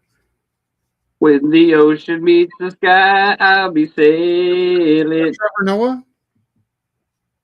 I front like I know politics, but I really don't. No, they're like the Comedy Central, like the late night, and they would be like if Joe Rogan was smart, you'd have Jon Stewart. Oh, Jon Stewart, love Jon Stewart. Yeah, love Jon Stewart. Yeah, but also he's a part of the machine. I don't trust that. It's like. Like that satire. Like if you were the fascist dictator of the world, then you would let satire exist a certain amount. Like, have you seen what was the November the 5th of November? That movie, V for Vendetta. Yeah, where they let that guy mock. He mocks the throne. They let him get rich. They let him have a Quran or whatever. That's not real. It's pretend. It's a pretend movie. Oh.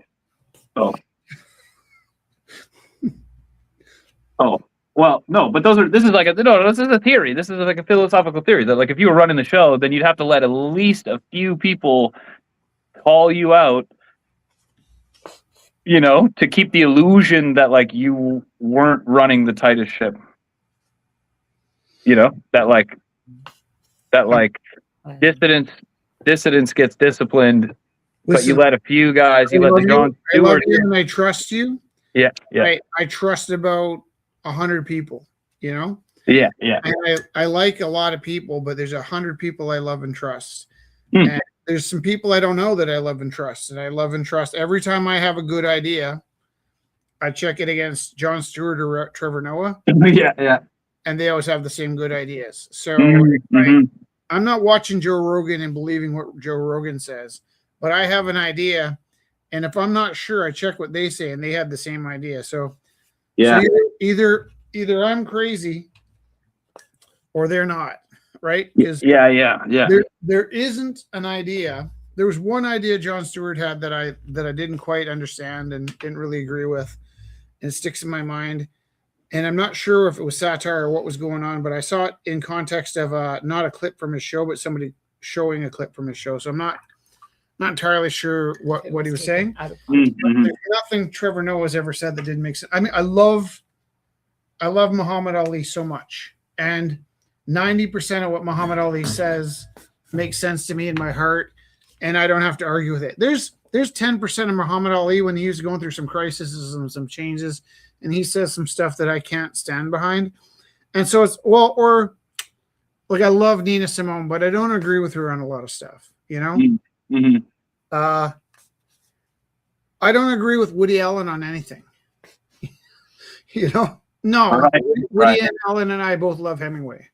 But other than that, I can't listen to that guy and not cringe. And when Mark Carney speaks, I feel like like that's how people should speak. Like that guy makes sense. And when Pierre Polyev speaks, I feel rage like I want to punch. And I'm not caught up in this left-right thing. I want to like both sides, but one side is on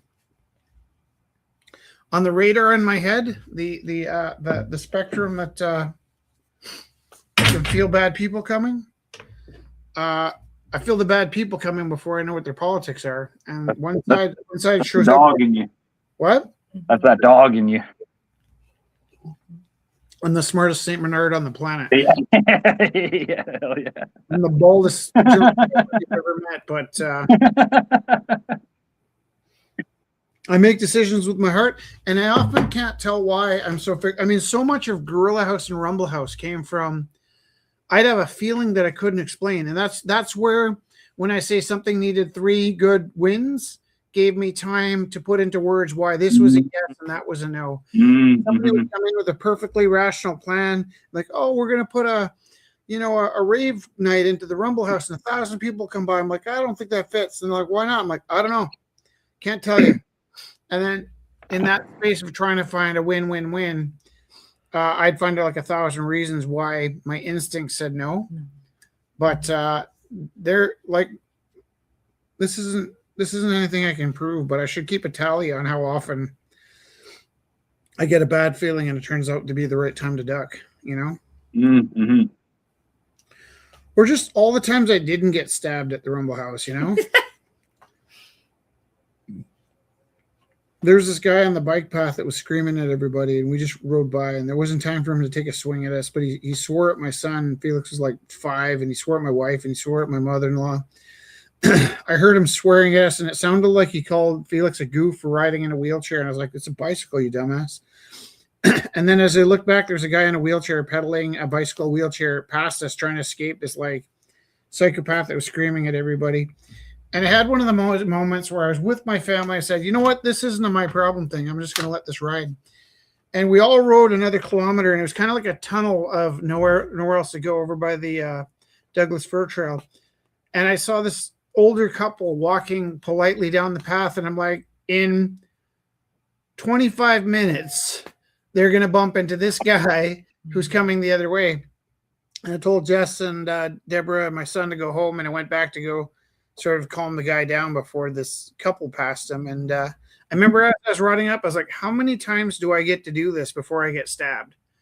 And it wasn't macho. It wasn't heroic. It was like I felt very put out that I observed something that needed to be fixed.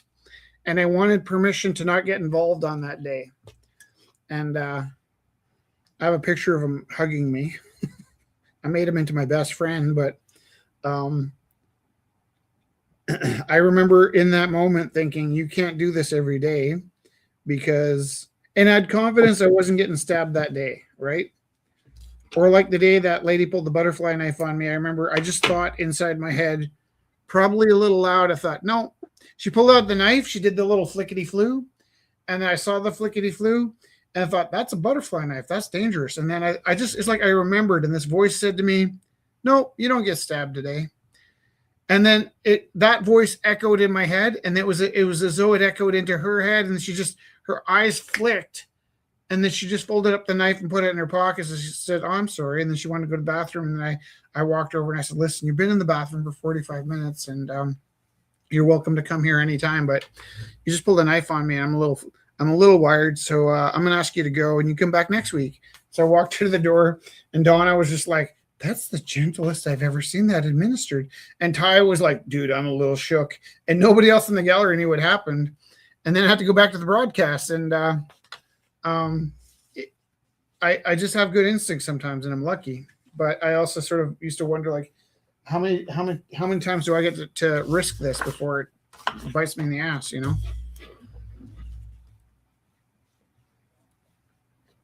And so I can't tell you why I like Mark Kearney and don't trust. Hey, can you help me out again here? Okay, nice. Yeah, nice. Okay. A little slowly up, and then a little bit left, and then slowly up, and then back to the right, but then do like a hoop back, and then down, and then back up, but then zigzag like teeth, chompers. Okay, and then do like a hoop, but like come back up. Nice. Okay, and then 2 sharp ones down. Zing, zing. And then what does it need? It needs like to come way down. Needs to come way down, and then some like talons, claw kind of energy. Yeah, nice. Oh, nice. And then maybe some like cross through action. I'm stuck. What's that mean? Oh, okay. Oh, come. Like. One second. Where are you? Bigger. Hold on. There. There. Okay, you're at the top? Okay, wait. Yeah, wait. Give it those wings again. Some other wing energy. I like the wing. Oh, there's a cross. That's what I needed. Yeah. Nice. Maybe now we need like a Talon type hit there. And then maybe like spider webs off of the bottom.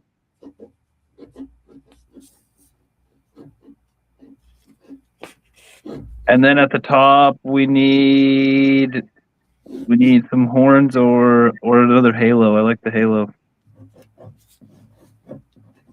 This is very Basquiat. Yeah. Hey, Zach. Maybe a couple more circles in there. Can you throw a couple circles in there? Yeah, nice. Hey, Zach. Yeah. I'm going to be in Vancouver in next month with my high school. Okay. So you don't want me to come anywhere near you? No, I want you to spray paint Rumble House somewhere near the art gallery. Yes, you got it, dude. That's amazing. Okay, Or easily. like listen to your teacher. Yeah, nice. Yeah. Or if you could write, he's telling you the truth, Mr. Teru rules. Yeah, Mr. Teru for president. Mr. Teru Could you warned you. imagine going to Vancouver and seeing that? Like, what? Slap tags all over the place. Teru for president. Teru. Oh, Teru for premiership. That doesn't have as nice of a ring, does it? Teru for prez. I don't want that. Okay, so you're here in a month, and you're hanging out by the art gallery. Yeah. Yeah, that's great. Something. I'll come up with something. There was a day at Gorilla House that Evan Woolley was getting on my case, and I was having a big fight with him about parking. And I wondered if I could call on the young people that were prone to damage to start a spray paint campaign. I suspected there's probably a number of people that would help me if I never asked them, but probably wouldn't want me to ask them. But I was thinking like Project Mayhem, like. Yeah. I know we're close. I don't know if we're this close, but I would like you to break every window in this block, please. Ooh. Project. Yeah. Take the battery out of your phone before you ask. You know what? And I'm going to say this. I'm going to say this for the next 40 years. I don't want a funeral. I know this is gory to talk about, but I don't want a funeral. I want everybody to meet, and we're going to listen to one song, Under Pressure. So think of me when you hear that song. And everybody kind of gets together. There's no ceremony. It's just one song. We blast it really hard. Everybody goes home and breaks a window on the way home for my funeral. Just a city of broken windows. That'll be my legacy. It's so much work for the creation aspect and then just shmoosh. 100 years of community service and then a shit ton of broken windows.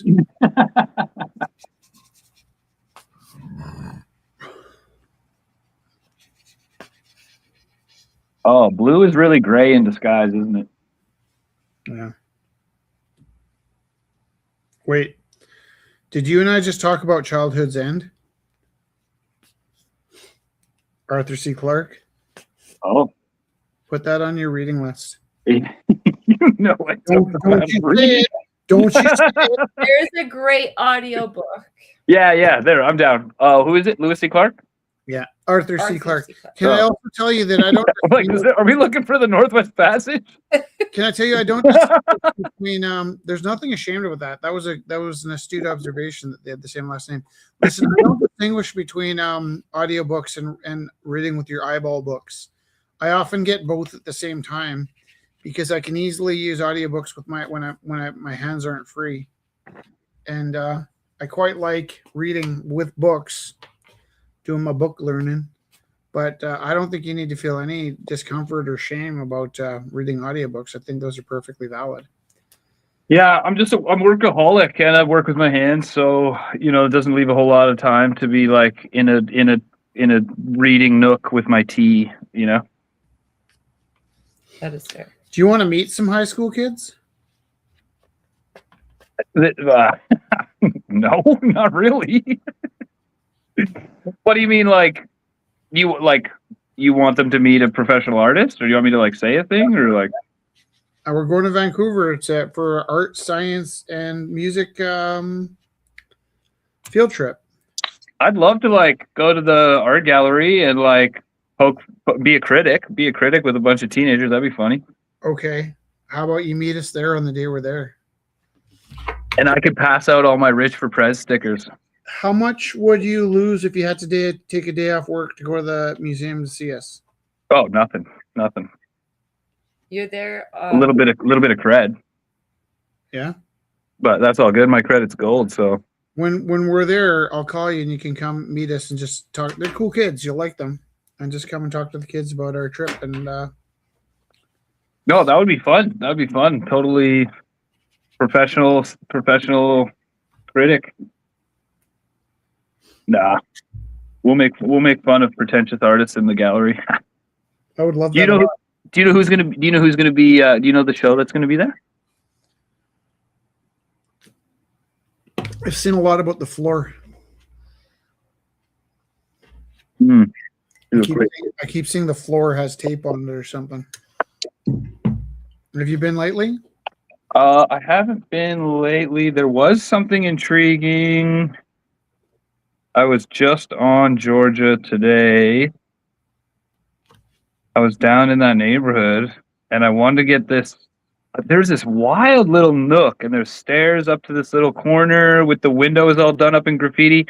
But then there was like a strobe light, and this is brilliant.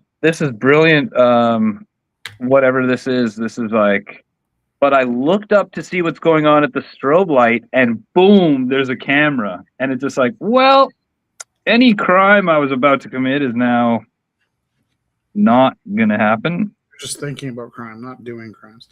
Well, I just went up. Well, I'm looking. Yeah, exactly. Like I'm up there. There's graffiti. I do have a mark all in my pocket. I'm like, ooh, this kind of looks like a spot. And then I look up at the light.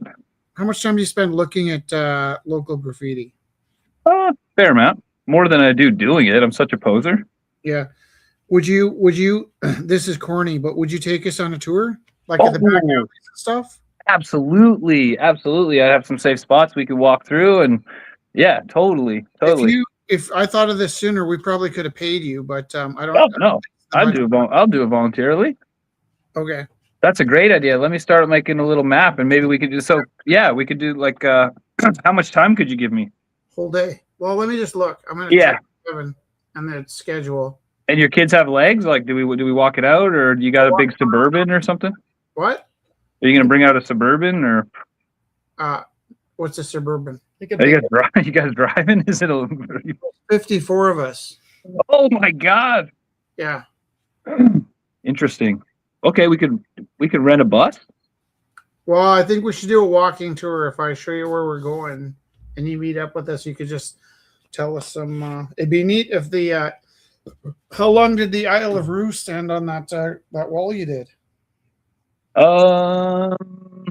Good question. Probably 3 days, maybe a week, maybe. Not long, eh? That's pretty good. It's like a week. Yeah, it's like a weekend gig. I think I got lucky with the weather. Yeah. But if we're at the art gallery, we could walk pretty quickly to a record store that I really like. Yeah. And all around there, like everywhere around there. Yeah. It's pretty it's pretty safe. It's like this wild part of town where so we would walk down to a part of town called Cole Harbor, which is really nice. There's like aquaplanes and like ferries and stuff, really ocean, really West Coast, that would be really good to see. And then it's like, so that's rich towers, the Four Seasons is there. Yeah. And then there's like, it's like the edge of like Zombieland. And like, so like, it's like, yeah, right on the edge. But bring the kit. with the right supervision, you know, I'll just stay in line, and nothing has ever happened here. This is the softest town on earth. Vancouver, I find, is like there's a weird. So when I was in LA the first time, I was shocked at how the people that were well off and their expensive watches, and they all looked like they're from a TV show, would sit in these cafes and be like inches away from the crazies that were screaming, and they interacted as though they were on different mental planes. You know, they couldn't see each other. And there was no animosity. It was just a weird kind of like, I'm not bothered that this guy's leaning over onto my deck while I'm trying to enjoy my cocktail screaming about Jesus, because almost like they're just disconnected in some sort of way. I felt like in LA that the street people and then the fancy people, they just couldn't see each other. They're blind to each other. In Vancouver, there's a comfort between the haves and the have-nots. I find, unless it's changed, there seems to be like an acceptance, and you know, you don't scowl as you step over the guy in the corner. You just sort of like, you're used to them. And I feel like maybe one of the reasons why Vancouver works is the people that are struggling kind of have a good relationship with not harming the people that pay taxes and take care of the cops, right? Like in other places, when there's more animosity, the taxpayers really start going after the street people, and the cops are compelled to chase them down the block or whatever. Am I wrong about that, or? There seems to be a very deep tolerance for. Yeah. The thing is, it's like they were here first. Like it's a port town. It's a port town. So like if you're rich and you want to belong, like it's that, like you're visiting, you know? Yeah. Like, and then so if you do have a high nose about the issue, then you live on the North Shore and you're not, and you just you separate yourself from that. And then so if that comes to you, then you can have a problem. But if you are existing where they existed before you did, then, and this isn't getting racial or anything. This is like the vagrants were here first. Like it's the law of the ocean, you know? It's like Cannery Row. Yeah, exactly. It's like the port was here first, and pirates were fucking doing it way before you were. I don't know anything about the North Shore. Probably bougiest I understand Vancouver to be would be Kitsilano. Is that Kits is nice. Yeah, Kits is real nice. It's not in the North Shore though. No. And then it gets real nice actually. Some of the most the highest value real estate is in an area called Point Grey, and that's down between the university and Kitsilano. Yeah, are they like little kind of Vancouver specials, and kind of looks like Kensington and Calgary? Is that right? Some areas in Kits, yeah, totally. Kind of reminds me of I think David Suzuki lived there. I did like a little gallery tour last weekend. It was fantastic. It was on South Granville. Yeah. So kind of the edge of Kits, like wants to be Kits but isn't. And we're going to Granville for sure. Oh yeah, we went to 10 galleries in one afternoon. It was nuts. Yeah, neat. Yeah. Can I tell you that when I was about 20, right when my student standby wore out, you used to be able to fly to Vancouver for $50 if there was room on the plane. So you didn't have a ticket, but I had this one semester where my girlfriend that I broke up with was insane, but we booked all our classes together. So after we broke up, we had like every day together, 6 hours a day in the same class. And I used to get these like little pangs to I just jump in a plane and go to Vancouver. And I would often like just stay kind of around till late and either go home or go visit my aunt in Coquitlam. And I went to Granville Island because I was kind of interested in Emily Carr. Yeah. It's not there anymore, obviously. But no. I sat in that kind of cafeteria lunch space, and ate a lunch, and there's a guy busking and I thought to myself, I don't know who this guy is, and I don't know who Long John Baldry is. But if I had an idea who Long John Baldry is, this guy kind of sounds like I would imagine a guy named Long John Baldry would sound. And that was the end of that story until about 4 years later. I found out that Long John Baldry, after he was a music star, retired from music and used to live near Granville. And he would go to the cafeteria in Granville and just busk, play music. So it was Long John Baldry playing a free concert. So I must have kind of known who, like to go, I don't know who Long John Baldry is, but this is what I'd imagine him to sound like, and then find out it was Long John Baldry. Mm. I must have been accessing something from my memory, Yeah. My subconscious. I mean, we're all psychic beings. We just got cell phoned off of it. Well, in this case, I'm more thinking like I just didn't know I was remembering something so much as I was. Oh, yeah. Oh, hey, I had a huge realization just recently.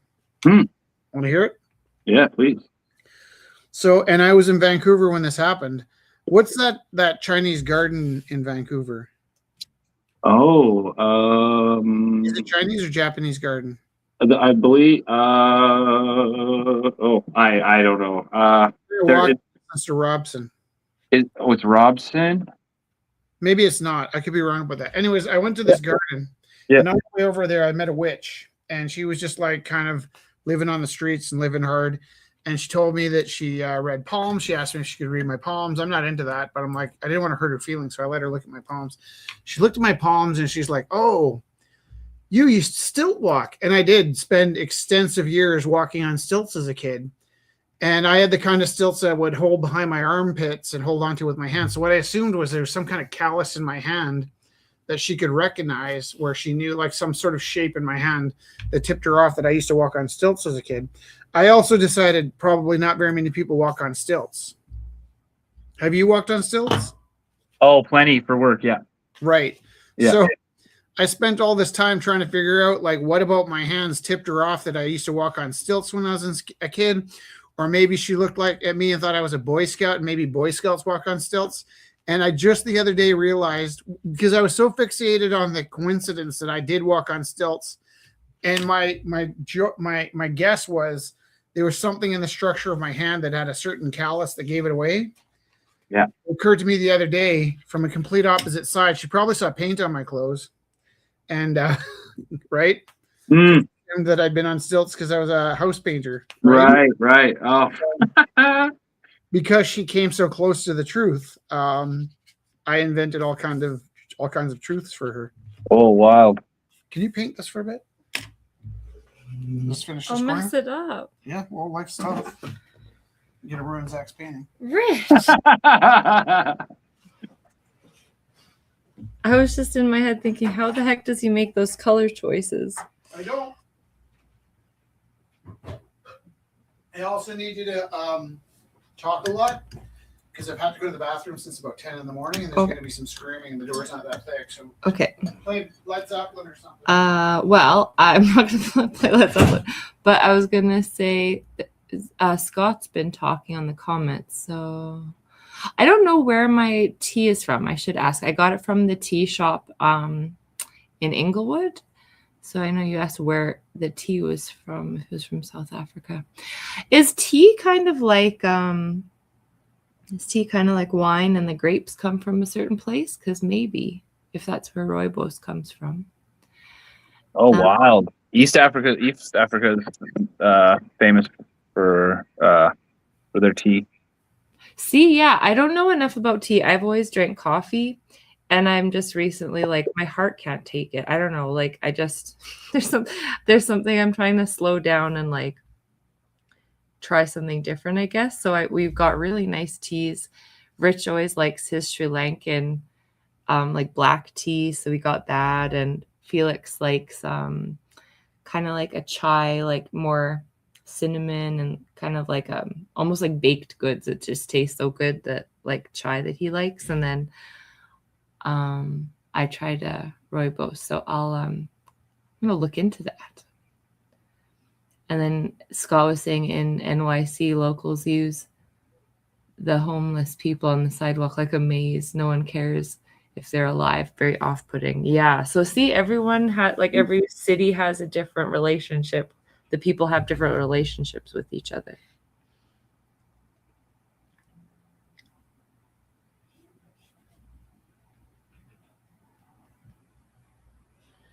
That's interesting. We brought a bunch of teas back from Japan. Oh, I bet. Next level. Oh my gosh.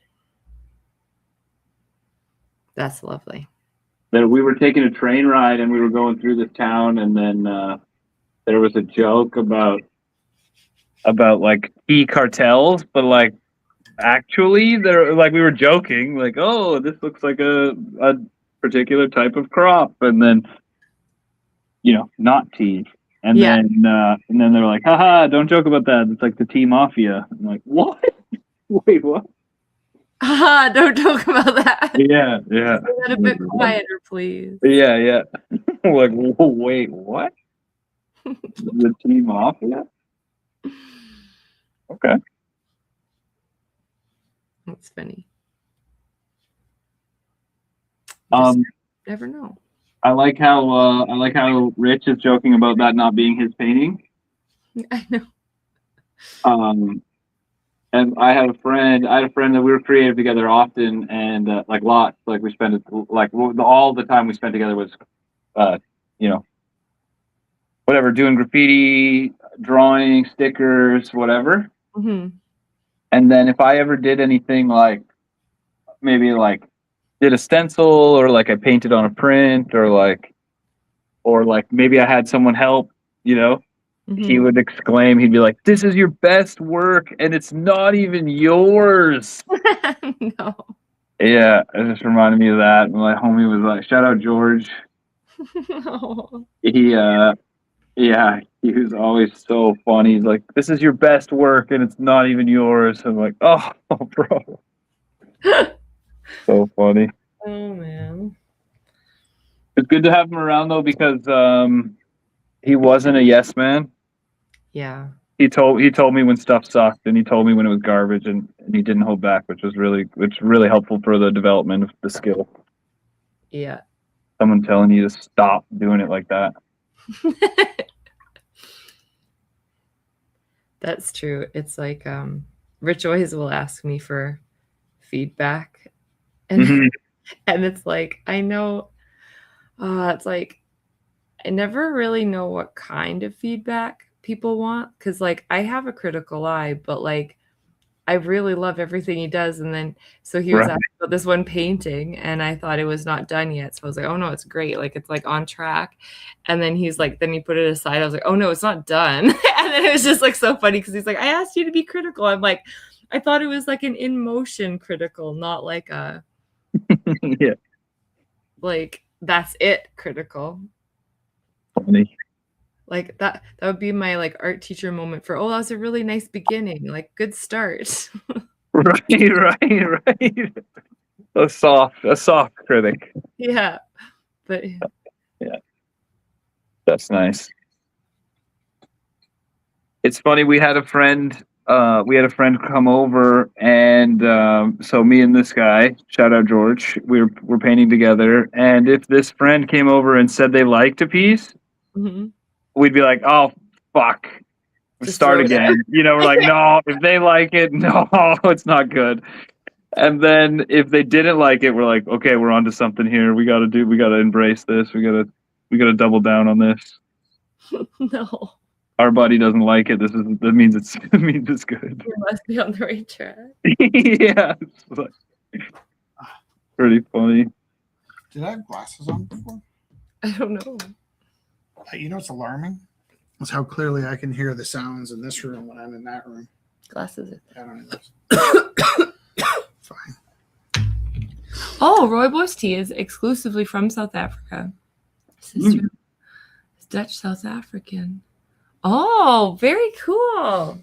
So it must be, because they're importers from all over the world, They're called the Tea Traders, and they used to be on 9th Ave, but they just recently moved to 12th Street off of 9th Ave. That was quite a walk. It was a really cold day. We just And I was like, oh, it's just here. And but we're used to bike riding it, yeah. And it wasn't just there. No. And I'm not complaining. No, and you got some great shots of some pigeons. Mm-hmm. What did we decide we're going to call pigeons? You forgot. I also forgot.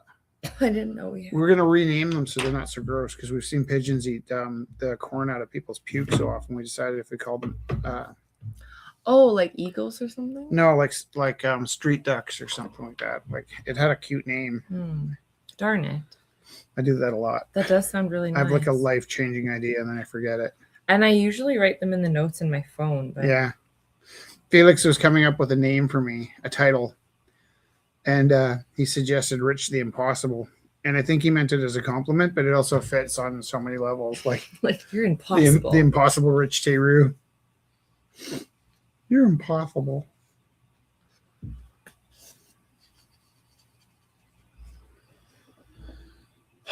Yeah, could you hear me go to the bathroom? No. Tell me the truth. I couldn't at all. I was talking. They were screaming? No, we couldn't hear any of your screams. Hey, am I overbearing? What? Well, some might say impossible. The reason I asked, I went to the bathroom and I could hear your interesting voice, and I realized when I'm in the room, you don't really talk. When you're in the room, I don't need to talk, and I like listening. But I like to hear what you say too. It's usually just about you. I can't complain about that, but I think you're just as important. Well, I was saying I'm going to have lots of practice. Next Wednesday, you're here. Yeah. But then after that, it's like 4 Wednesdays in a row that you're going to be. No, it's 3. You're not. 3 more. Yeah, somebody's going to have to go to that last quad. Like, at some point, somebody's going to have to kick in and help. 3? 3 more quads? What did you think? 4 more? No, 3 more quads, and then you're leaving to Vancouver. Oh, it is. Yeah, you're right. Okay. Sorry about that. Because I said 3, and I'm like, no, it's 4. Will I be in Vancouver during the broadcast? Yeah, I drop you off Wednesday morning. Do they even know who I am? Yeah. Jesus. Ask McGregor. McGregor. I'm going to broadcast from Vancouver with Zach. I'm going to Zach's Oh, house. that'd be fun. Yeah. Wednesday night. Yeah, there you go. Where do you live these days? Don't say the North Shore. No, I'm in East Van. Okay. Yeah. Cool side. I'm on the cool side. Did I go to your house? Did you guys come over? I can't recall. I think so. When that's when I had the bad chest tattoo, so I would have had a studio. I would have had an awesome studio. You would have remembered. Apartment. Pardon me? Are you in a house or an apartment? I'm in an apartment now. We're in an apartment now. Yeah. Is it an old apartment? It's a 3-story walk up. Probably early 80s. Okay, so what's your asbestos confidence? Uh, Don't oh. He hadn't. I mean, asbestos. I've got an asbestos conspiracy. You want to hear that? Yeah, it's not bad for you. Well, it's a miracle product. Whatever. It's insulated. It lasts forever. You don't ever have to replace it ever. It's like everything. It's fireproof. It's water resistant. Whatever. It's acoustic properties.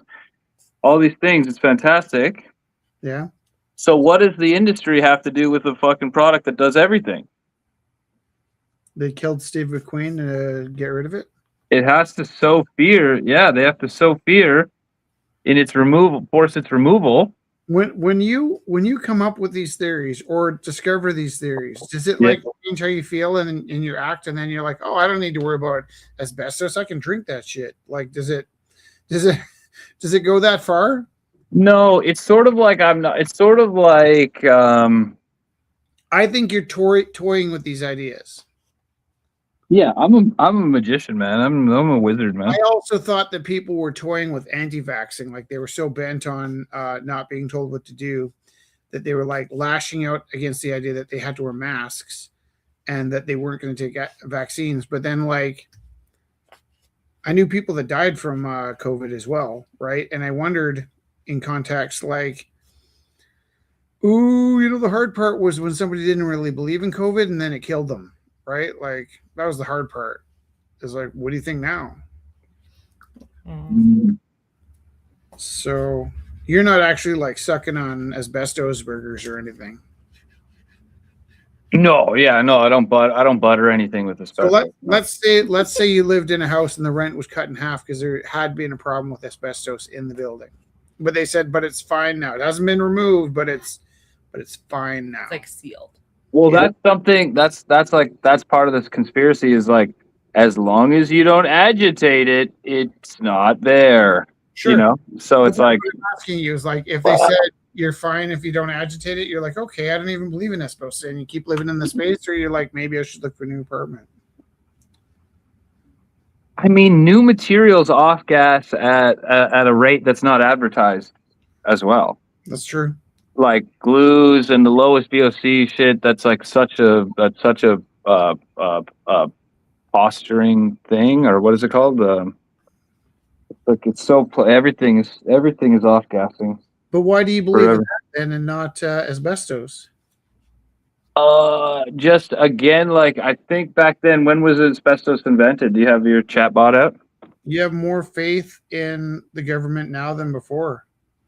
The powers that be. It's the new powers you can trust. The Mark Carneys of the world, I hear you say. Oh, slow down there. I tried to keep Gaddafi out of this, man. Tried to keep Gaddafi out of this, man. You're taking me to Libya, though. I don't know anything about Libya. Did you like Obama? But I don't know anything about Obama. You know what? I heard a funny stand-up comedian talk about how Obama's. And you don't like him. Yeah, I don't know that I liked Obama either, man. I don't. They gave him a Nobel Peace Prize, but he dropped the most bombs out of any other president on earth. I don't know. Yeah. Not really square with that dude either. Right. The stand-up comedy bit was funny. His opponent was Osama. It was Obama versus Osama. I was like, it's kind of fucking. Yeah, what kind of political theater the fuck are we watching here? Right. You know what I'm dealing with? I'm trying that was actually the one thing I didn't agree with Jon Stewart was he during the COVID outbreak, he had pointed out that the name of the disease was the same as the lab that he believed it started in. So he's like, it's right there in the name. And I thought that was a bit of a leap of faith. But what was the original name of COVID before they changed it? They had a racist name for it. Wuhan virus, yeah. Wuhan virus, yeah. And then he said since it was called the Wuhan virus, maybe it came out of the Wuhan lab. That's like they called it the Spanish flu too. Right. I remember the first time I saw Wuhan viruses when Jess and I were coming back from our honeymoon in Ontario. We were coming back from Ottawa. It was about a month before the news broke, and it was just this horror story showing this person falling down and coughing in the street. Like in Contagion. Yeah. It might have been a shot from Contagion, to tell you the truth. But then it turned out to be real. Those are wild days.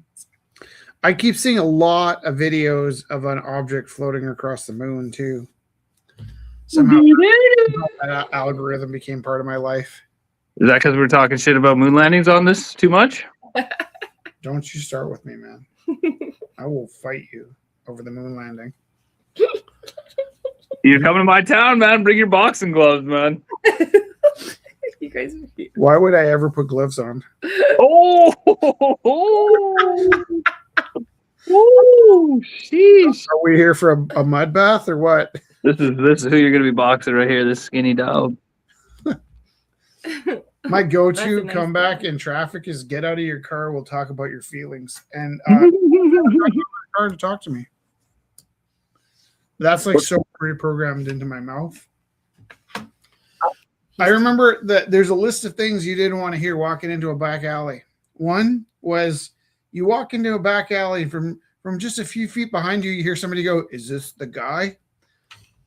I didn't like that one. And I also didn't like when some meathead would stick his stomach in your face and go, You got a problem? You'd be like, yeah, spell superfluous. Guess what? There's nothing you can say to that guy that's going to diffuse the situation. He's already made up his mind.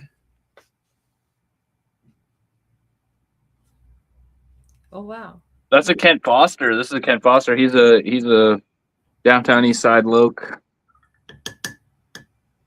Who's the guy that lived on the street that sold all the paintings? This is him. This is our guy.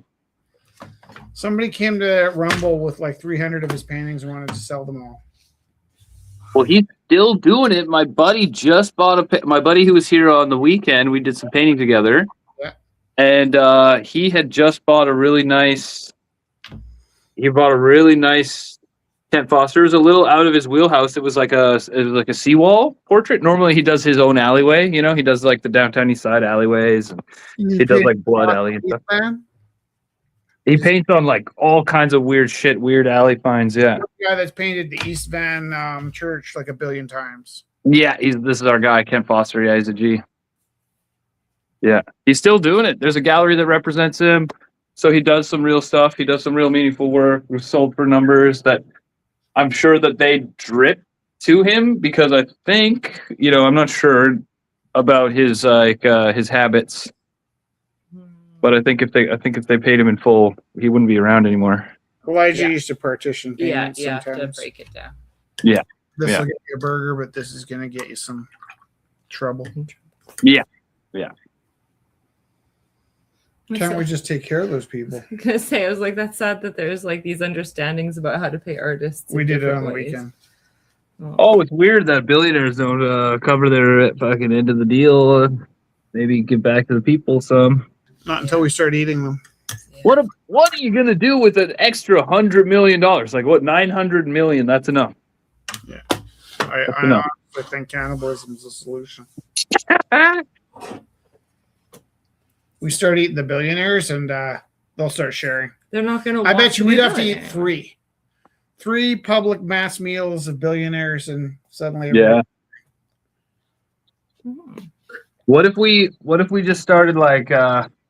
What if we just started packaging Alberta beef and then just market it as billionaire meat and just get the fear out there.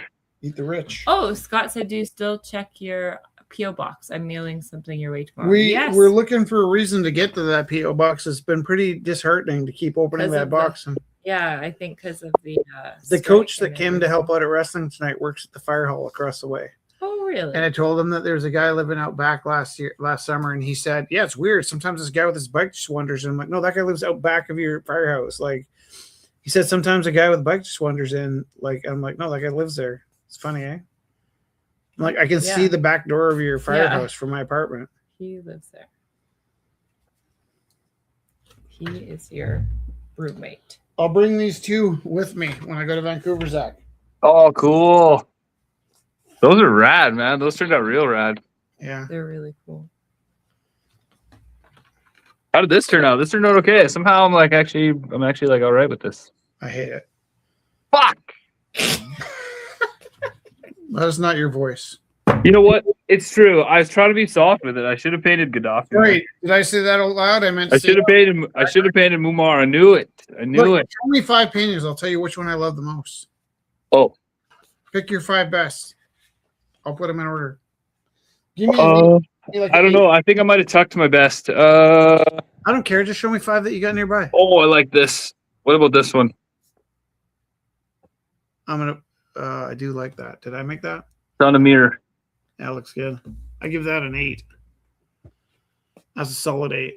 Okay, nice. Oh, okay. Okay, what about this one? I really like this. So 9, yeah. This is a famous sketch. Spirited horses, something. Focus up. Yeah.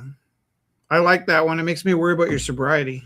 Yeah, definitely. Show me something else. Okay. This is style. Oh, you know what? What do you think about this guy? I painted this live with you guys. Put it back to the dog. Put it back to the dog. Put it back to the dog.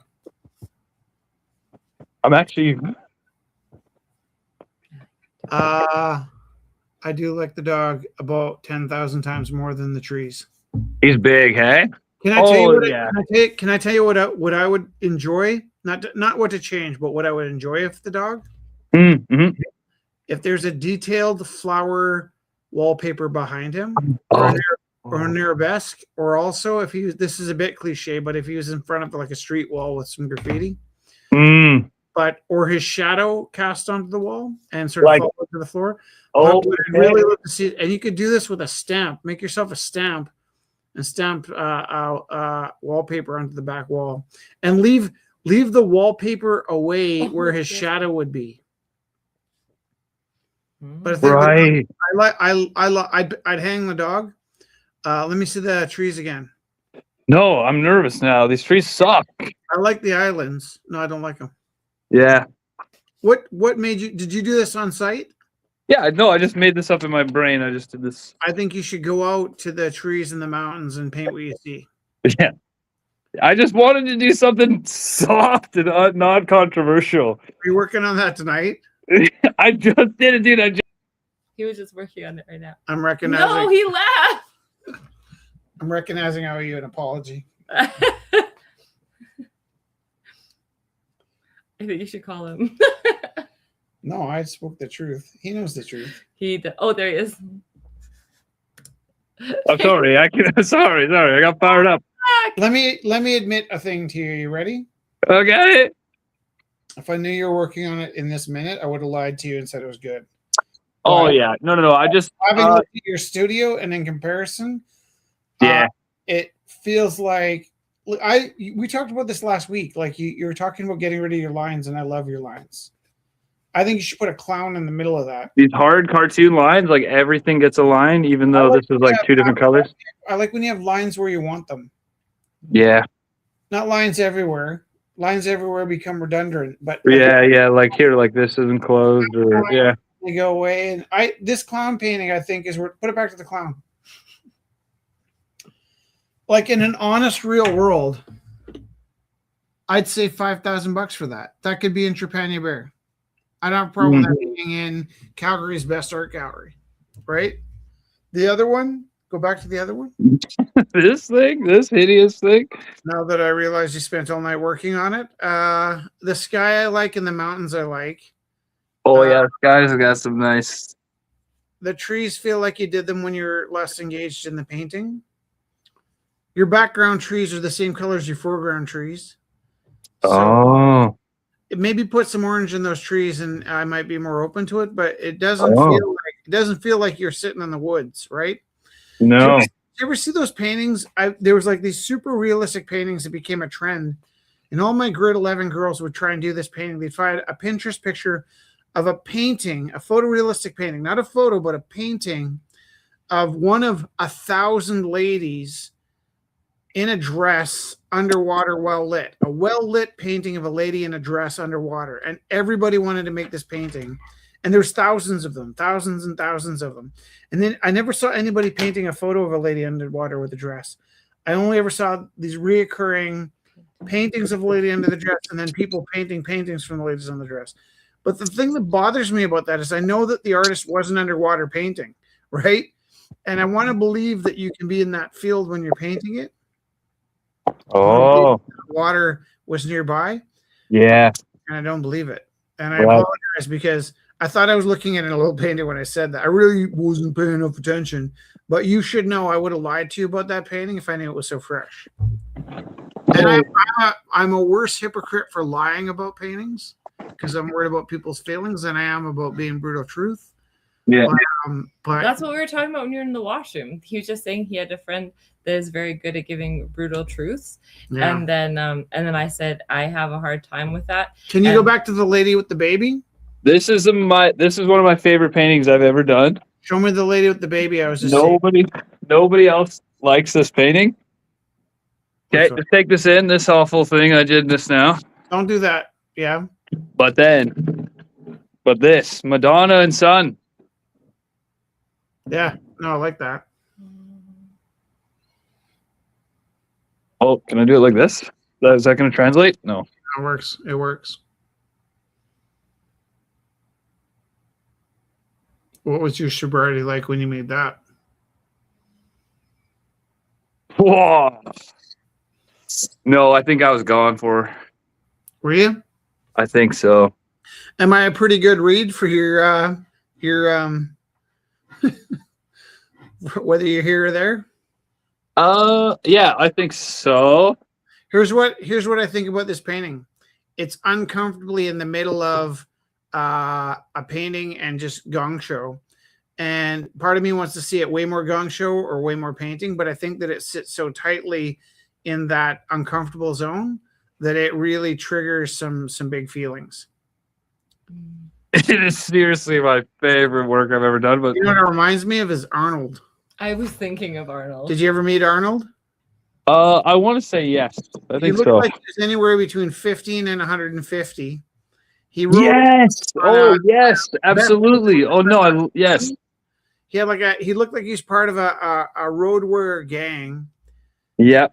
Yes. He's the kind of guy that would have got punched out by Clint Eastwood in one of those motorcycle movies. And, yeah. Kind of reminded me of Meatloaf, actually. Yeah, he was just absolute chaos, and he would make these paintings. It was the beginning of Elijah's openness to outsider art. He was dropping off paintings because I told him he could hold a show, and I got to the gallery before I warned Elijah he's coming, and I walked through the door. And Elijah was just sitting there judging me. I could smell him judging me from a block away. I opened up the door and this crackling energy smacked me in the face. And he goes, "You're a really nice guy." I was like, "Is this sarcasm?" He's like, "Yeah, you're a real nice guy, aren't you?" I was like, what did I do something? He's like, "Yeah, just looking at this work." And then I look down and I see Arnold's work. He's like, "We're hanging this work? Is that what we do? Is that what we're doing here? We're hanging this work?" I was like, "Let's just put it up and see." And he was just livid with me because we're working so hard on this gallery, and I hung this kook's work, and the whole show was just gong show. Mountain dolphins. Right. And I came in, like we were there looking at them for like 2 hours before we realized they're pink dolphins jumping out of mountain rivers. All of the trees were actually hidden, nude, reclining females. And the next day I came in, he was a changed man. I was like, "You don't look mad anymore." He's like, "I'm not mad anymore." He's like, "I don't want to talk about it." He's pouting. I go, "What are you pouting about?" He's like, "Well, I was looking at this work, and I was like, that's really different." And then he's like, "I wonder if I could even do that." And then he goes, "And then I tried, and I can't do that. So it's up." But that was the thing, is he tried to paint flying Arnold. mountain. He tried to paint one of Arnold's flying mountain. I like the gun too. This was cool. I painted this in the park with a buddy of mine. I like the blue that intrudes on the shiny green. Mm-hmm. I like the draftsmanship of your gun. I like the white space that feels like it shouldn't be white. I like the sticker of a gun sitting on a green flare next to a blue chunk. I love everything about it. I kind of wish that gun was attached to the pink painting next to it. Yeah, I wish those were together. That I love. Oh, this is a nice little Clown painting's my favorite, though. He's good. I think I'm gonna have a clown show. I think that painting should be in a high-end gallery. He's really good. I've tried to figure out how to fix it or be better or but Be it's better. I love it. so good. This dirty fabric looking background. He looks like he's crying. He's on an old Chesterfield or something. Yeah, that one you did tonight, I think I'd like better if it had a clown on top of it. Yeah, I'm fucking burn this thing, man. Fuck. Put a clown in the painting or a Sasquatch or something. I don't know what. I just again, I was just trying to keep it light and you can't really make a mistake. This looks like one orange tree in there, like a sucket. A sucket tree. Right now? You want me to do it right now? No. Don't Look at this. No, don't I don't. I think I'm done with the brush right now. Don't do what I say. Do it. Look at this. Look at this unit. This is old plastic trowel. I'm feeling a little vulnerable now that I told you I didn't like your painting. I need to fix things. That's okay. I painted a couple rad paintings through the TV. When your link went off, I really did panic a little. Should we call him? No, he's okay. He'll be back. I'm okay. It's okay. No, like I said with Jess, like I had a buddy, and it was so good. It was so nice to paint with him because he would tell you you be real. You be real. Like, look, this isn't my best work. Much. The painting makes me angry. No, that's no. I didn't mean to do that, but No. You know, I also hate Bob Ross though. oh, because he got all the chicks. I think you should check the comments. Zach Abbott. Oh, how do I do that? Do they show up for you? No. That's too bad. How about you sell me that clown for $45? No. You want me to roll it up? I'll roll it up, and you can take it home with you when you come. How about you check the comments before you sell it to me for $45? Oh, nah. It's your choice. I know. I know you don't like to do a little late reading, but I think you should check the comments. Yeah. You want to do a handshake deal on it right now? It's like, or do you want what's behind door number 2? Look at that's a handshake. It's mine now? You want it? No, I want you to check the comments. Oh! You know what? I have another phone. Maybe I could check because I'm so rich. Yeah, do it. I'm so rich. I got 2 phones. Let's check the comments here, Burner phone in case you got to cross the border. just in case the CRA is looking for me. Yeah. Look at this. Actually, I love it so much. this is kind of cool. I feel like I'm in a video game. Yeah, it's like first person. Yeah. Was this the garden you were at? Do be careful about your phone being on screen because sometimes I tap my password in on the phone and it's like, Oh, I just did. I have to change all my passwords now. we didn't see it. Damn it. We didn't see it. It wasn't. I'd on tell the you if I screen. saw it, I'd Yeah. be like, dude. Like today at the tournament, one of the kids had ringworm and it was too late to tell anybody. I was like, well, I'll wait till the end of the tournament and I'll tell you. Or like, Everyone will shower. knowing you want a shower doesn't make it better. Just get home and have a shower as quick as you could. Did you check the comments? Oh no, I got distracted. You know what? You know what not to get? You know what? Shout out. No, this isn't a shout out. Kids, if you're watching, don't get ADD. Don't get it. Don't catch ADD. Do everything you can not to catch ADD. I don't even believe in ADHD. Don't catch ADD. That won't. Are you diagnosed ADHD? No. But there are signs. There will be signs. You're kidding. Rich will be like, Kids are like telling me they got ADHD. I'm like, dude, I'm patient 0. Don't even start with me. 4,500. Oh, busted. Let's go. So the deal's off? Scott. I have I got a bidding war on my hands here. I actually had a guy just call me. He said he'd pay 5 for it. 5,000? What's your best sale? My best sale ever? Yeah. Like I think 12, somewhere in there, somewhere in that ballpark. 1,200 or 12,000? Yeah, 1,200. Yeah. I can sell for a shit. I mean, I don't know. The CRA is listening or what? I only have one phone and I don't sell paintings ever. I only have one. I can sell for a shit ton if everybody knows I'm not keeping the money. Right.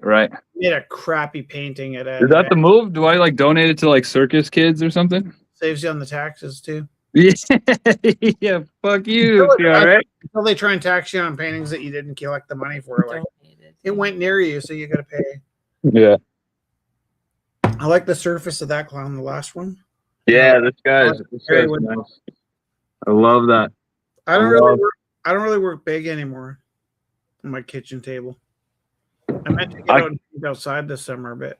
I'm kind of jealous about that actually. Like I feel like I have to. I feel like now that I've gone big, like a little painting is so much harder for me.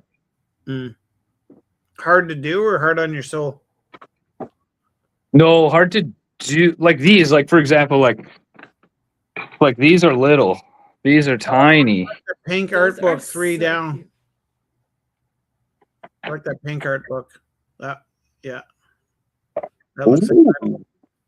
Yeah, this is a gold mine. I want to see take better photos. Oh my god, this is my gonna get doxxed here. Oh. Oh, that's gross. There's a lot of words in this picture book. You do read. Do you have a skull? Busted. Do I have a skull painting? Oh, kind of. Where did it go? Yeah. Where is he? That's good. Cool bones.